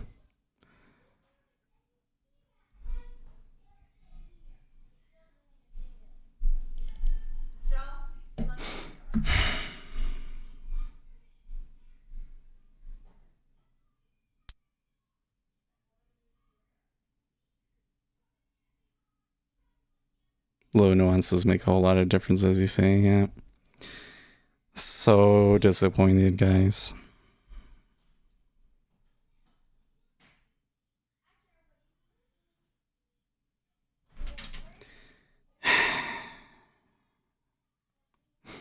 Now can I cry about it, man? Oh, I'm so disappointed. I've never been more disappointed in a trade. Like I've had trades before, or days, where I just was traded bad or whatever the deal was and lost a lot of money, right? And in those ones, I feel more bad about like the decisions that I made and that I traded it bad. But this right here, I'm just so disappointed that I had such a great trade and I did everything right, and then it fell apart on me. Oh man, it just couldn't have gone worse. I don't think, I mean, I probably should have, that flow that came against us, I probably should have given it more heed. When it happened, you know, there's so much chaos going around that it was hard for me to realize that wasn't just backflow, right? It was hard for me to realize that was somebody was taking like a real trade the other direction. Because at the time I thought, oh, it's just the backflow, and probably they could even come below the original news price and then they'll rocket back up and they'll go to a new high. That's what I thought was going to happen. That's why I took a second contract, right? So I did what my plan and everything should say it happened, is just like it was just the absolute worst situation for it, right? Oh, of course I recorded it, yeah, here on stream.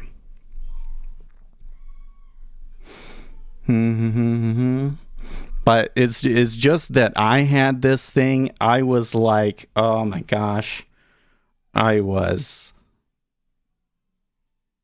doesn't even show the favorable ticks that I had, but I did have favorable ticks on it. I don't know what they were. 32. Oh, okay. Oh, I actually had as many favorable ticks as I had adverse ticks, okay? I just can't even, like, what the heck? Okay, well, I really need to go to the bathroom and get some more water, right? So I'm gonna take a quick break. You know, I'm feeling okay. Like, I'm not like really mad at myself and feeling depressed or anything. I'm just very, very disappointed. So I'll be right back.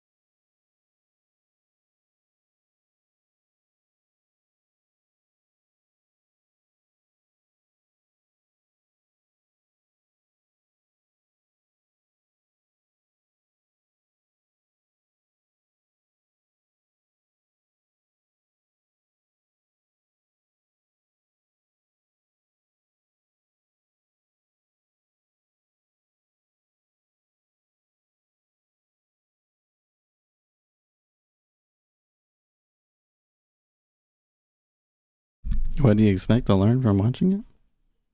Well, I mean, I know what happened. I'm not going to see anything on it that I didn't see when it was happening.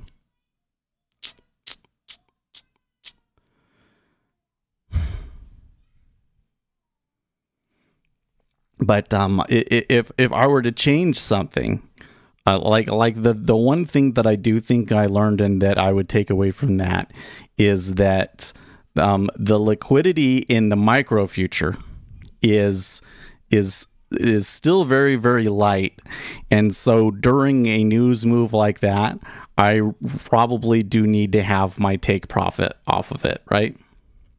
So if I had my take profit on it, then I would have taken my $30, and then I would probably just be frozen as it came back. Maybe I would have tried buying it down there, and that would have reduced the loss a little bit, and maybe I would have come out like plus 10 on the day or something like that.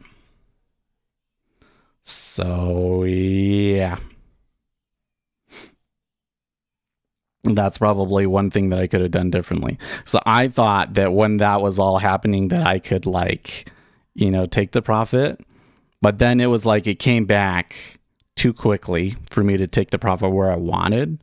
So I thought, okay, I really should wait through the pullback and try and let it run instead. And that didn't happen. So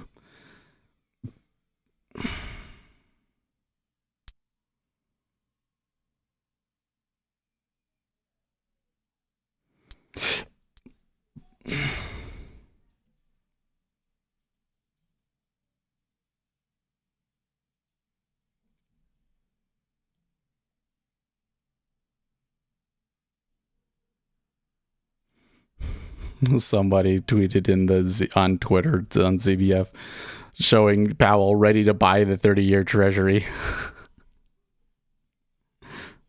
Long at 31. I'm kind of tempted to go long in ES.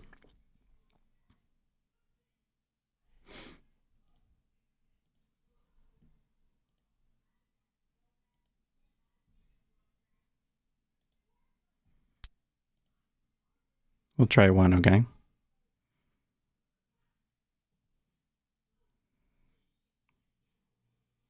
Nope, don't like the spot.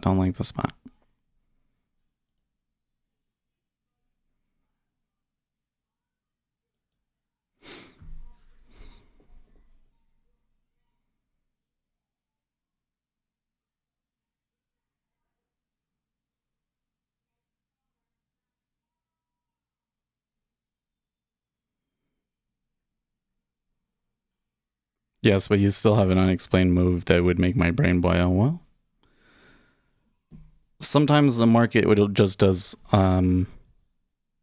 irrational things, right? Like one explanation could be that when it came back, it moved up, we left the liquidity pocket behind us.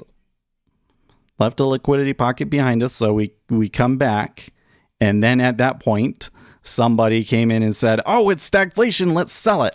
So they sell it, okay, and then all of the people that were long from the news puke, and those things with the liquidity and everything could have ended up giving us the result that we had. It's possible. So it's entirely possible that next week they're going to come out and Fed speakers are going to say things about the taper and everything that will basically result in rates declining significantly next week. Could happen. So,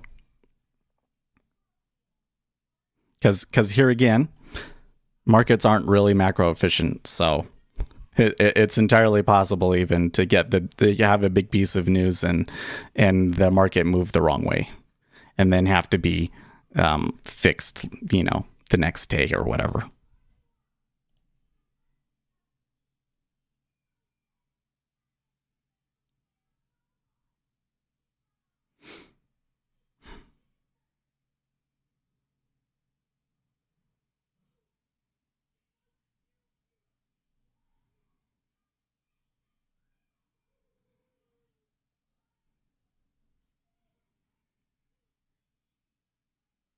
Who is they?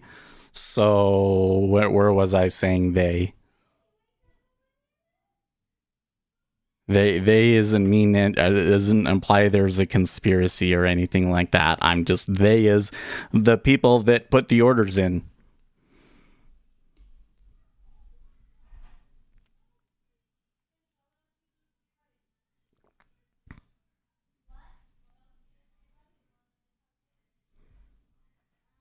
Or maybe I was talking about the Federal Reserve. Like, it could be the case that next week it comes out and the Fed says, "Oh, we're going to keep rates low forever." You know?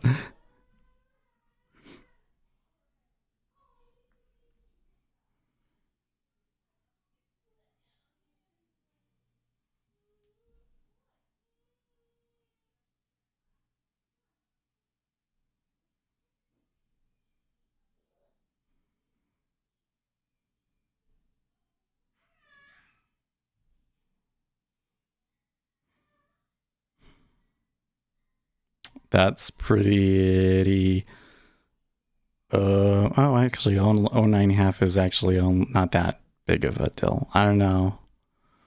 I'm tempted to come back over here in the 10-year and try and short it again. There's your 2 points. No, I was late. I was late though, Ace. I was late. I don't got my 2 points yet. My 2 points are there.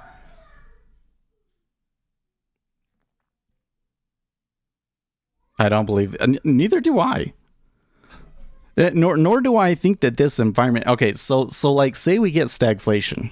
Okay, so the environment that we're looking at is economic growth trails off, inflation continues to be high because of supply chain constraints. Okay. The Federal Reserve isn't gonna raise interest rates in that environment. No way. No way. Like they're gonna hold on for like a year and be stubborn until it's like obvious that their policy has been like an absolute dismal failure, and then they'll raise rates, right?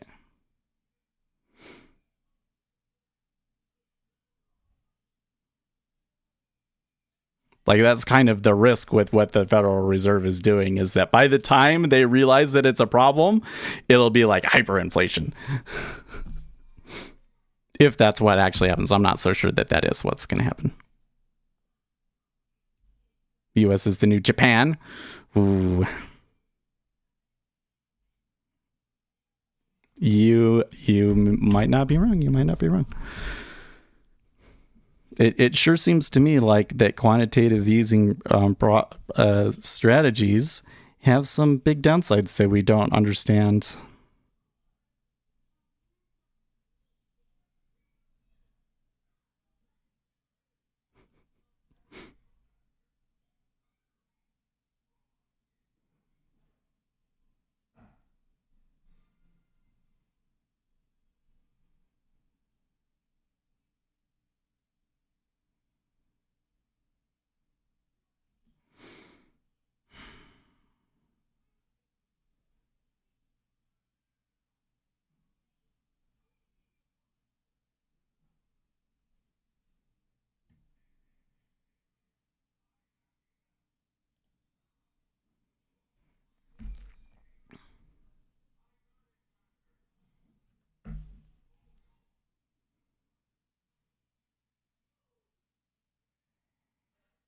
Yeah, it's kind of turning down and the treasury's turning back up.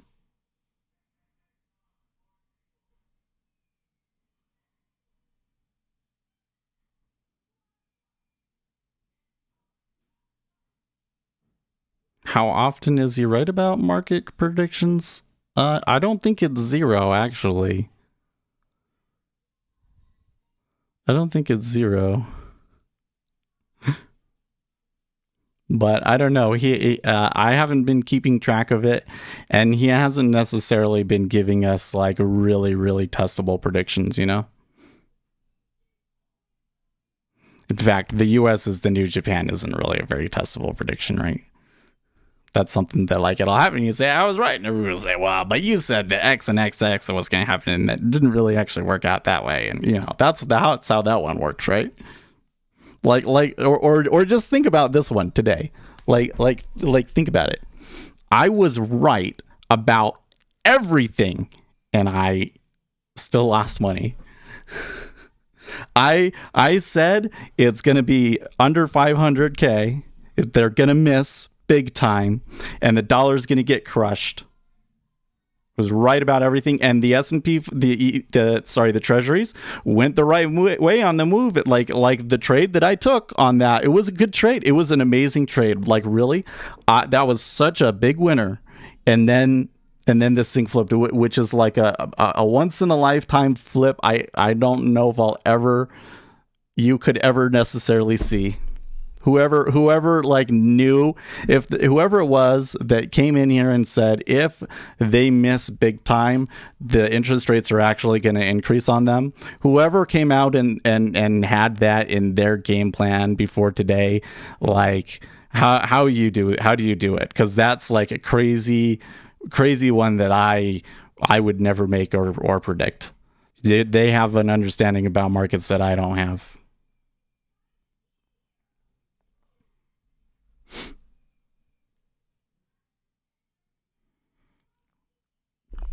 Well, at the moment, I'm tempted to try and take it again in the E-mini, but at the moment, I'm not really all that enthusiastic about what it's doing.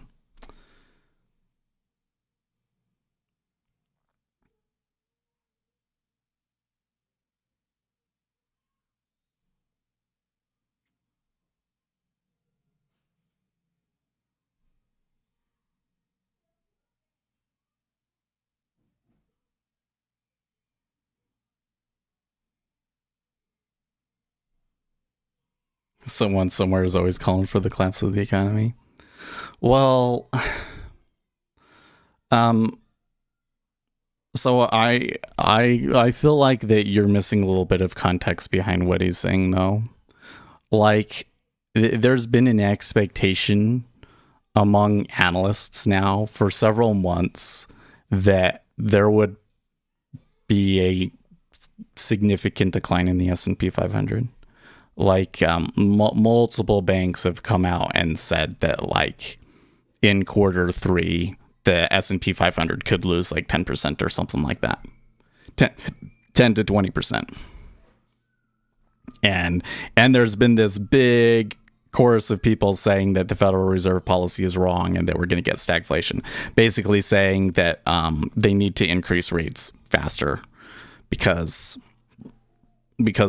you're getting inflation, right? So I think within the context of the current economic debate, he's just taking one side of it.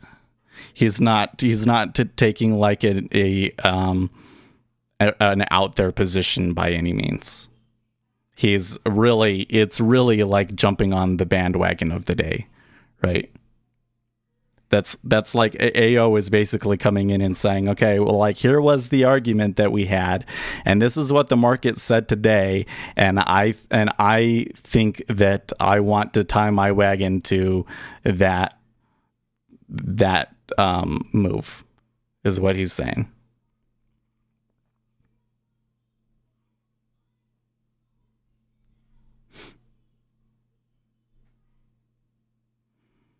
And until you can show, well, for things like that, you know, again, one of the things that I would say is that I don't think that a person's performance is as good of a metric to look at as the data behind what they're actually saying, like as what they're actually saying, like verifiable and so forth.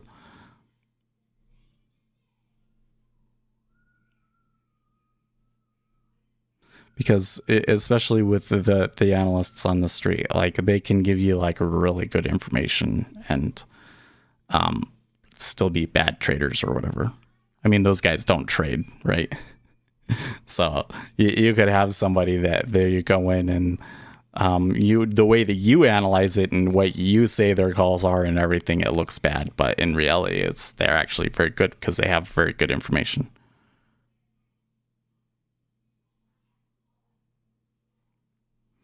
Bitcoin, you know what? Did the Bitcoin? I would expect the Bitcoins to take off. Yep, they did. They sure did.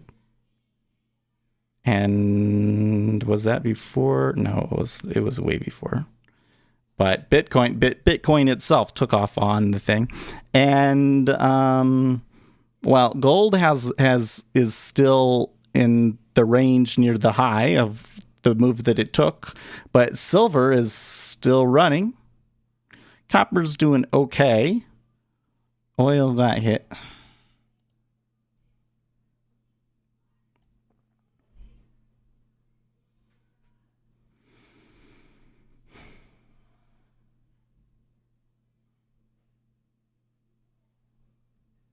They're convinced. Why are you convinced that they're wrong?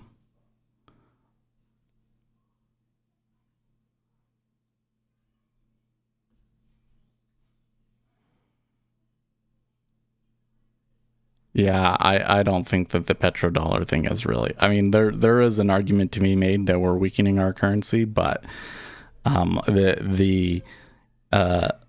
don't think that that's going to be a concern anytime soon because there really is not a viable alternative.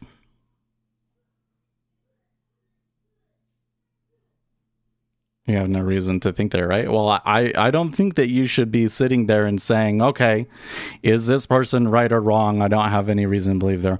I think what you should be doing is you should be saying, okay, so what's their case? What's their case? So what are the data points that they have and kind of the model that they're proposing for their prediction is how I think you should look at it.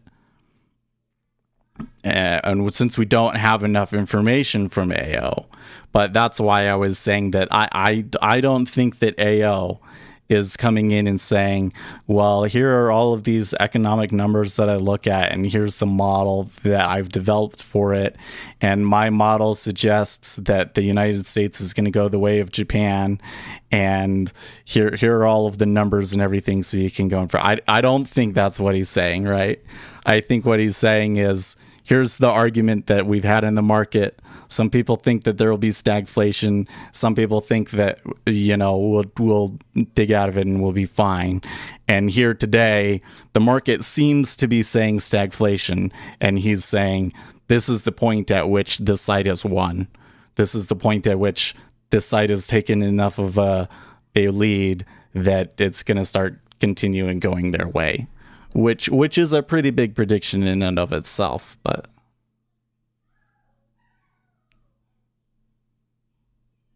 and from that perspective, I think that we do have to strongly consider what happened today, because to me it's like I don't understand it, right? But that doesn't mean that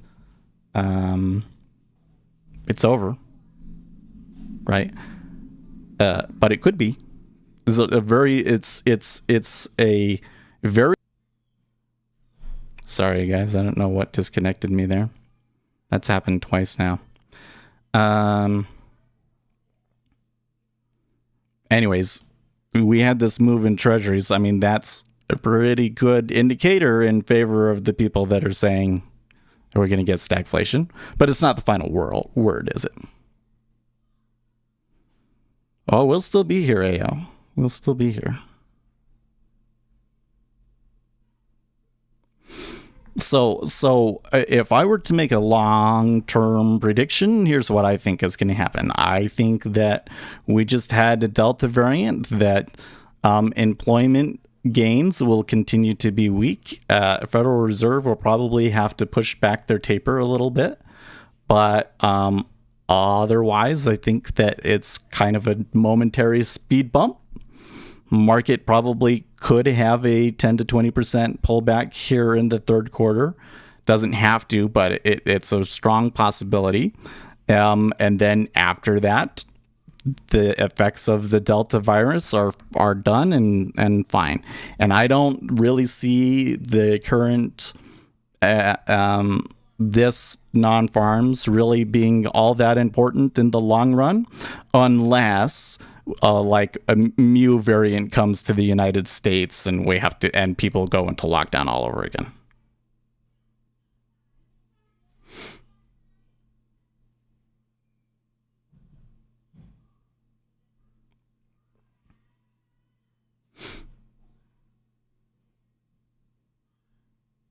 Market will always be there.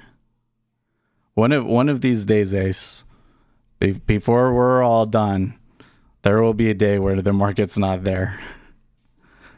I'm sure that it's going to happen in our careers. It might be like 30 years from now, but there's going to be a day where they just shut it down.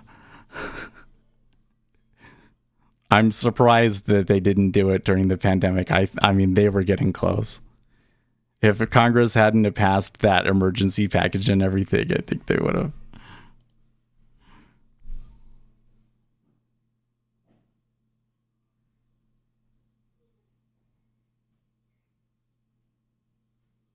But how would you have predicted stagflation, people-driven moves over other? I don't know. I really don't know. But that's why I'm saying, like, you know, that we got to keep in mind that there could be a bunch of different things that can kind of contribute to it.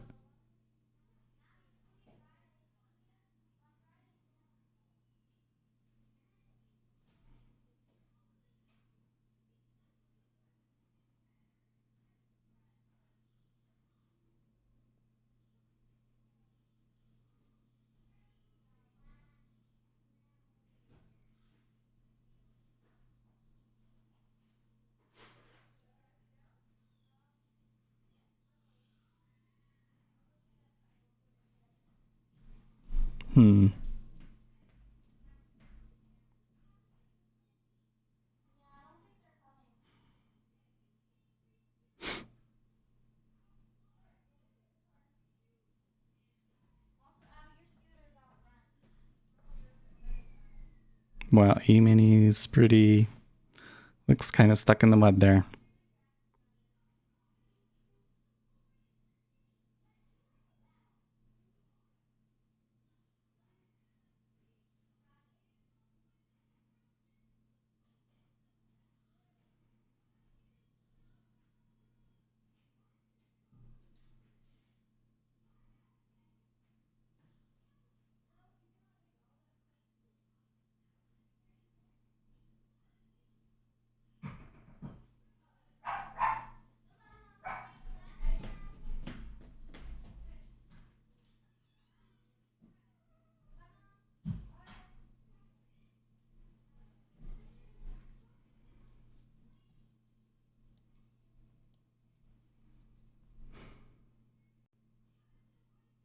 I don't see much on Twitter. I don't see much going on. We're still live, aren't we? Yeah.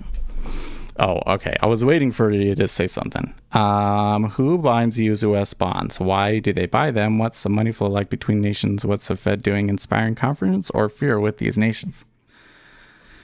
Well, I think that Japan buys them. I think that they buy them as part of their own quantitative easing. And the flow, it goes back and forth, but I think today it's definitely going to Japan.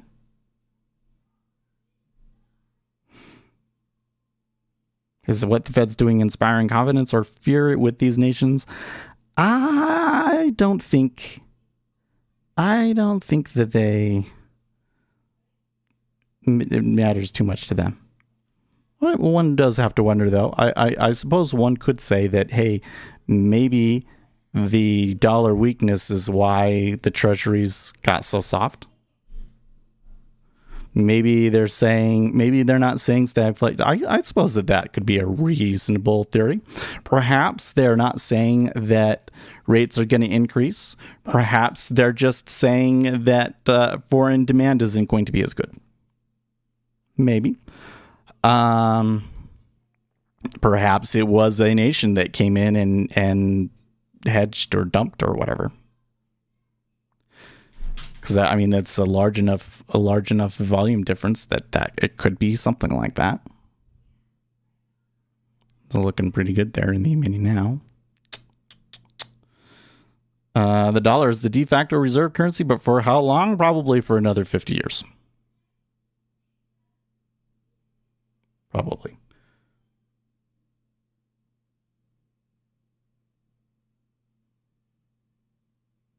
The question is, regardless of which news drew that mode, you couldn't have predicted that beforehand because you can't have access to all information at times. Well, yeah, that's true. I mean, I think you're trying to come to bring me to a certain conclusion that I don't agree with, but your assertion that you can't have access to all information at time zero when you place a trade, that is true. If that was not true, then there wouldn't be a need for a market, right? Why would we even need a market if you could have access to all information? I could just put it all into a spreadsheet and it'd tell me what the correct price is, right? So we have a market. The issue is this. When you get really big changes in markets,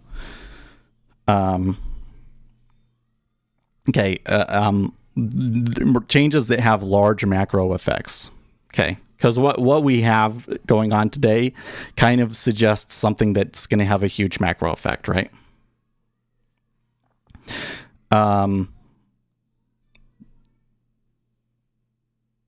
If it's going to have a huge macro effect, it's often like the economists and everybody understand that effect and are all kind of in agreement, and we all understand it and it moves, and it's like it moves too fast for you to really even take advantage of it, because by the time we see that thing, it goes, right?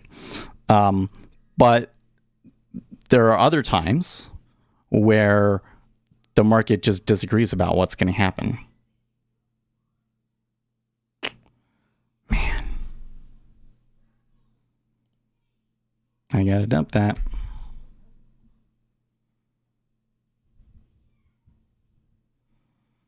I suppose I could flip.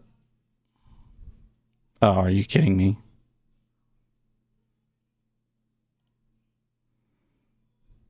Are you kidding me?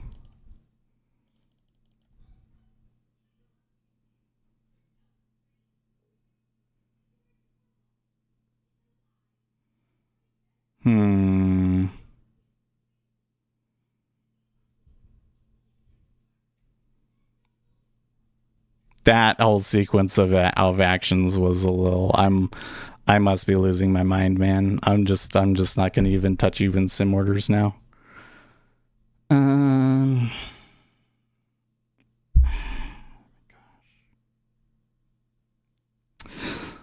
You can tell that I'm mentally fatigued by it now. Okay, so going back. When you have changes in the markets that have very large macro effects, oftentimes because they are very big and strong macro effects, it's very likely, because it's going to be such a strong macro effect, that a lot of people are going to understand it and the impact that it's going to have, and so the market just kind of moves and we all understand it and it does its thing. Sometimes those moves can happen fast, but sometimes it's like the market just really can't even price it in, and so it's kind of like a slow move, like we got with quantitative easing, for instance, or now, well, let's not call it quantitative easing, but the purchasing of assets that the Federal Reserve has been doing for the past year. On the other hand, there are situations where there is a big disagreement in the market about what's going to happen. So in this particular situation, some people believe that inflation effects are not transitory, and some people, and the Federal Reserve and the majority of the markets, think that they are. Okay, so there's kind of like a disagreement in the market, and so not everybody has access to all of that information, right? But so we can't come in a situation like that.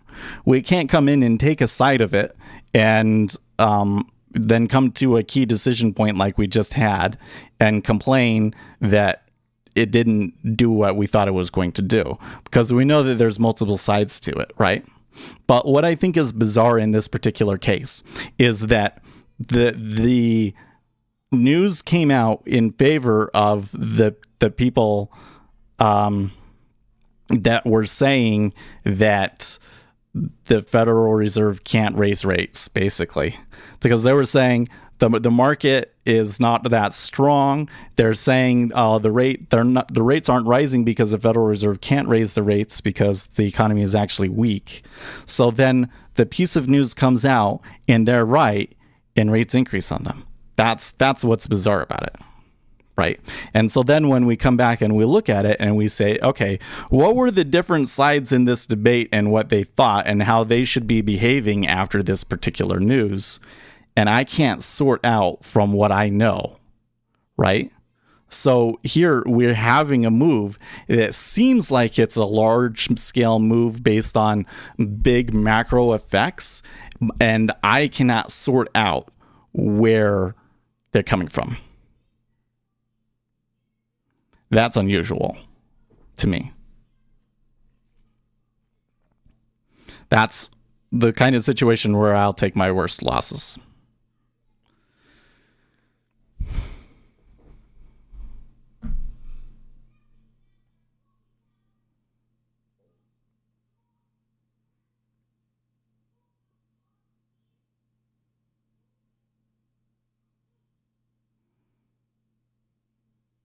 What do you think will be the cause of a fall of reserve dollar?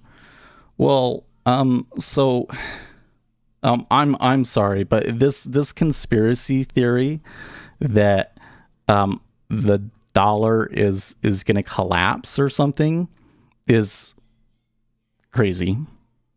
It's not going to happen that way. Okay, if something happens, what will happen is the Chinese economy will continue to get stronger and will start to challenge the United States for relevance around the world. And so people will need to have both dollars and Chinese yuan. So the dollar won't collapse. It'll just be like the yuan will rise to prominence alongside the US dollar. And at that point, then things like that we've had bad policy and things like that will kind of bite them, because then they're going to have to care about those sorts of things, and they're going to have to fix those problems, and that will be like very damaging to the economy down those so far down the line. But even then, it probably still wouldn't lead to a complete economic collapse. And you see here ABC Trader saying the dollar is held due to confidence. Yeah, so even in that situation where people want to hold yuan because there's business reasons to do so, nobody's going to trust all of their money with China because they're communists. And they can come in and they can say, oh, you can't play video games anymore. Like that's the currency that you're saying is going to replace the US dollar.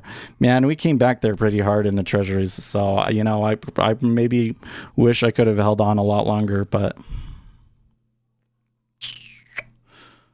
I got out at 37, so probably would have made it go quite a bit back.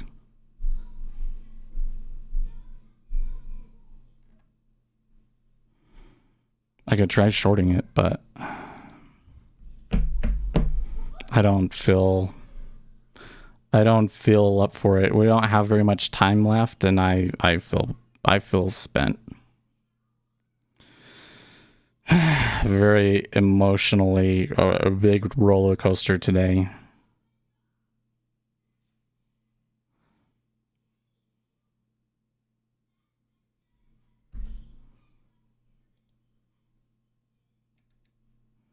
Oh, I never ended that poll. You guys all said below expectations too, huh? Yeah, so. Today we should set the title to be like, on farms, Headfake crushes me. That's what happened.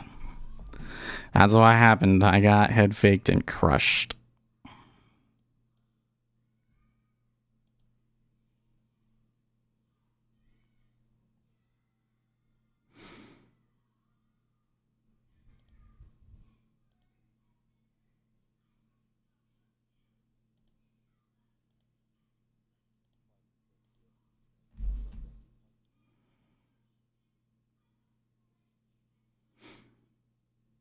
AC's turning on. It feels good. I don't know how you can answer questions and still think straight. Well, because I already know what I want to do. You notice that there when I was doing those e-minis, I was a little bit more quiet because those were kind of like seat in my pants, sort of a thing, but that didn't work out. In fact, when I was clicking in there, it kind of was scaring me a little bit because they were like reacting to me.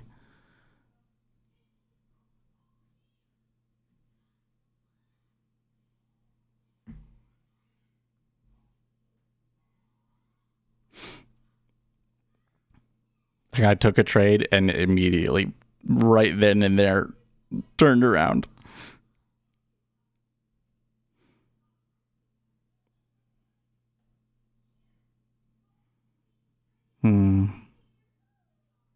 Will these continue up?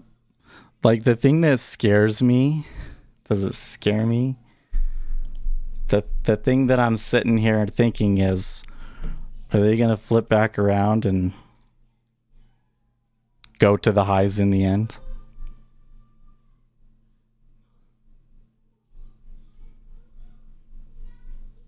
When you're about to place a bet at the table and every player is looking at you.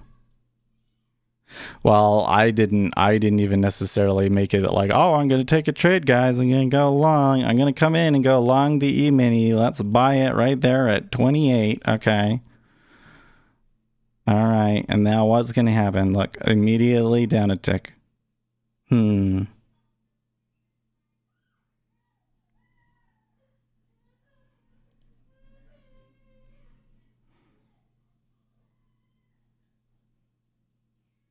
Treasury came back there again. It's still, the bids are still really weak, it seems.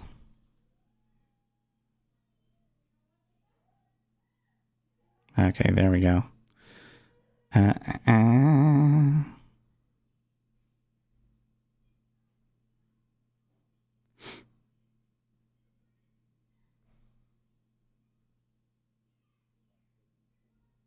Biden's speaking right now.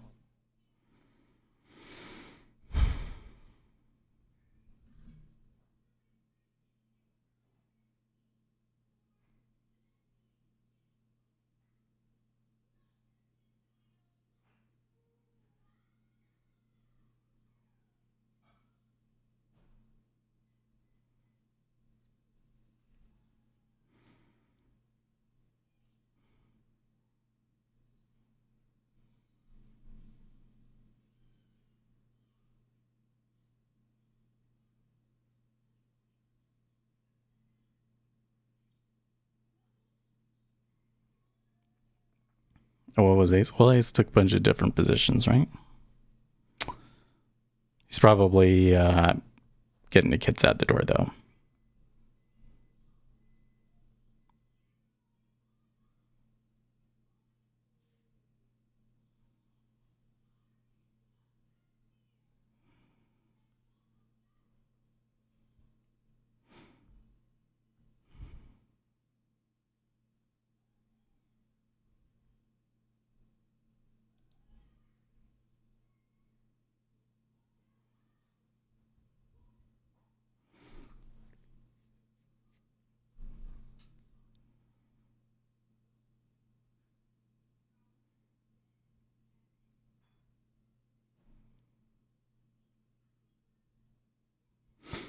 Yeah. This kind of looks like maybe the mini will like claw its way back, but it might be a difficult road. It's probably not worth it to try and put any more risk on until next week. And then things begin in earnest. It really sucks to have a big loser like that, though. I just lost a month's worth of progress. I mean, I knew I was taking big risks and everything, but oh man.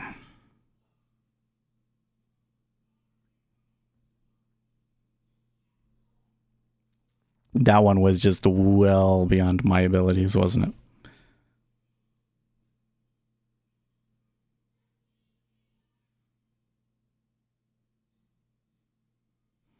Oh no, they turn it back down around hard. Hits you when you're most confident. Oh, I don't know if I was saying I was feeling super confident before all this. I certainly was feeling some euphoria when the trade hit and I was right. I was winning, right?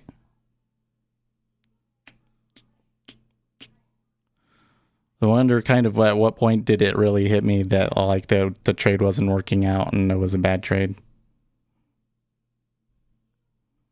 That I could have gotten out. Yeah, you said it was your best trade. Well, I'm not saying that was happening because I was confident. Like if I had gotten that, then I'd come back in on Monday. I would be really, really wary still about taking trades. Like careful about what's happening because I don't know. I don't know.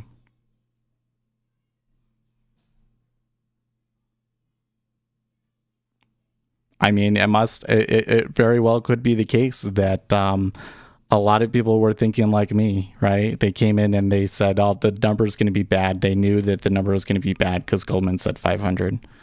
And then, they came out that way because there was too many people that went long the treasuries off of that. I know there's this guy in Discord that's been yapping for all month about how the rates are going to stay low, and he was going long the treasuries. In fact, in his last message there was long at 10.5. He's got to be feeling the pain. But maybe I don't know if he was in a position during non-farms. But it was like, here was the point, and that the market kind of showed that what he was saying about the macro environment was true, and they did exactly the opposite of what he thought.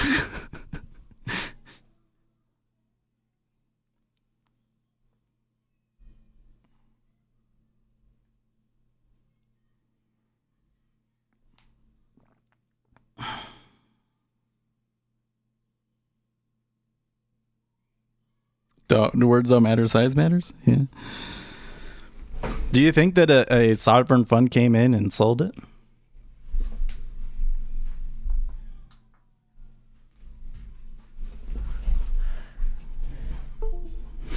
I mean, if that's what happened, then we could maybe have some good trades next week on the rates decreasing. Even if you don't have the market, even if you don't have money, it seems that the market reacts to you. It's super interesting. It's super interesting.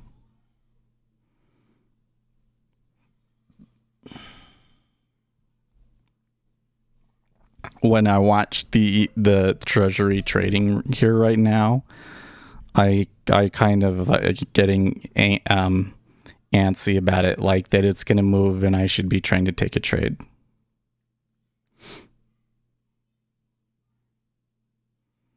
So that's probably my emotions getting involved now. Because I went on sim in here and took a bunch of trades in the ES, right? Like this one, I was just goofing around to show you guys that like it seems to be fighting me. Even though it's a sim order. It is a sim. But yeah, I don't know.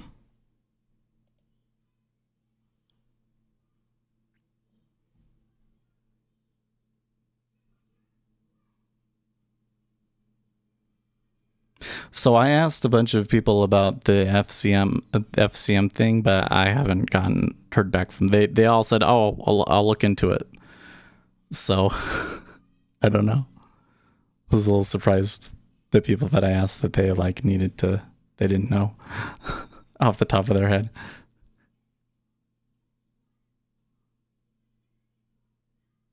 I'm pretty sure that the FCM can take proprietary trades though. I'm pretty sure about that.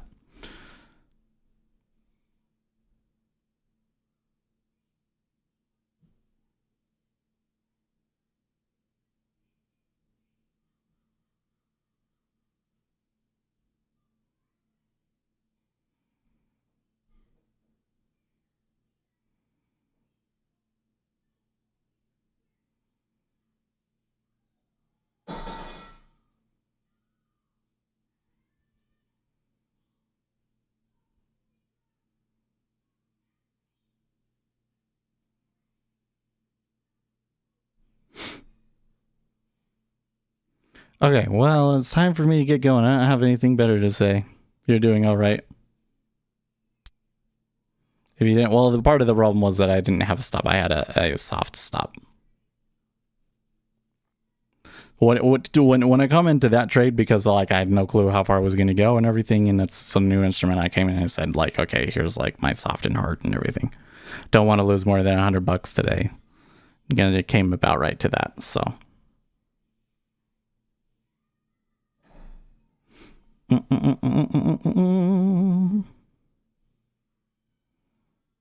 It did. I could have held on a little bit longer and maybe gotten slightly better price, but probably not worth it.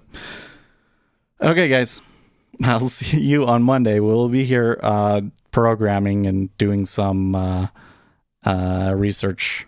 Not quite sure what type. I could just take it up. No, I still want to wake up early. There's still things that we need to work on. Geez. But we'll worry about that on that day, all right? Monday, stay profitable, friends.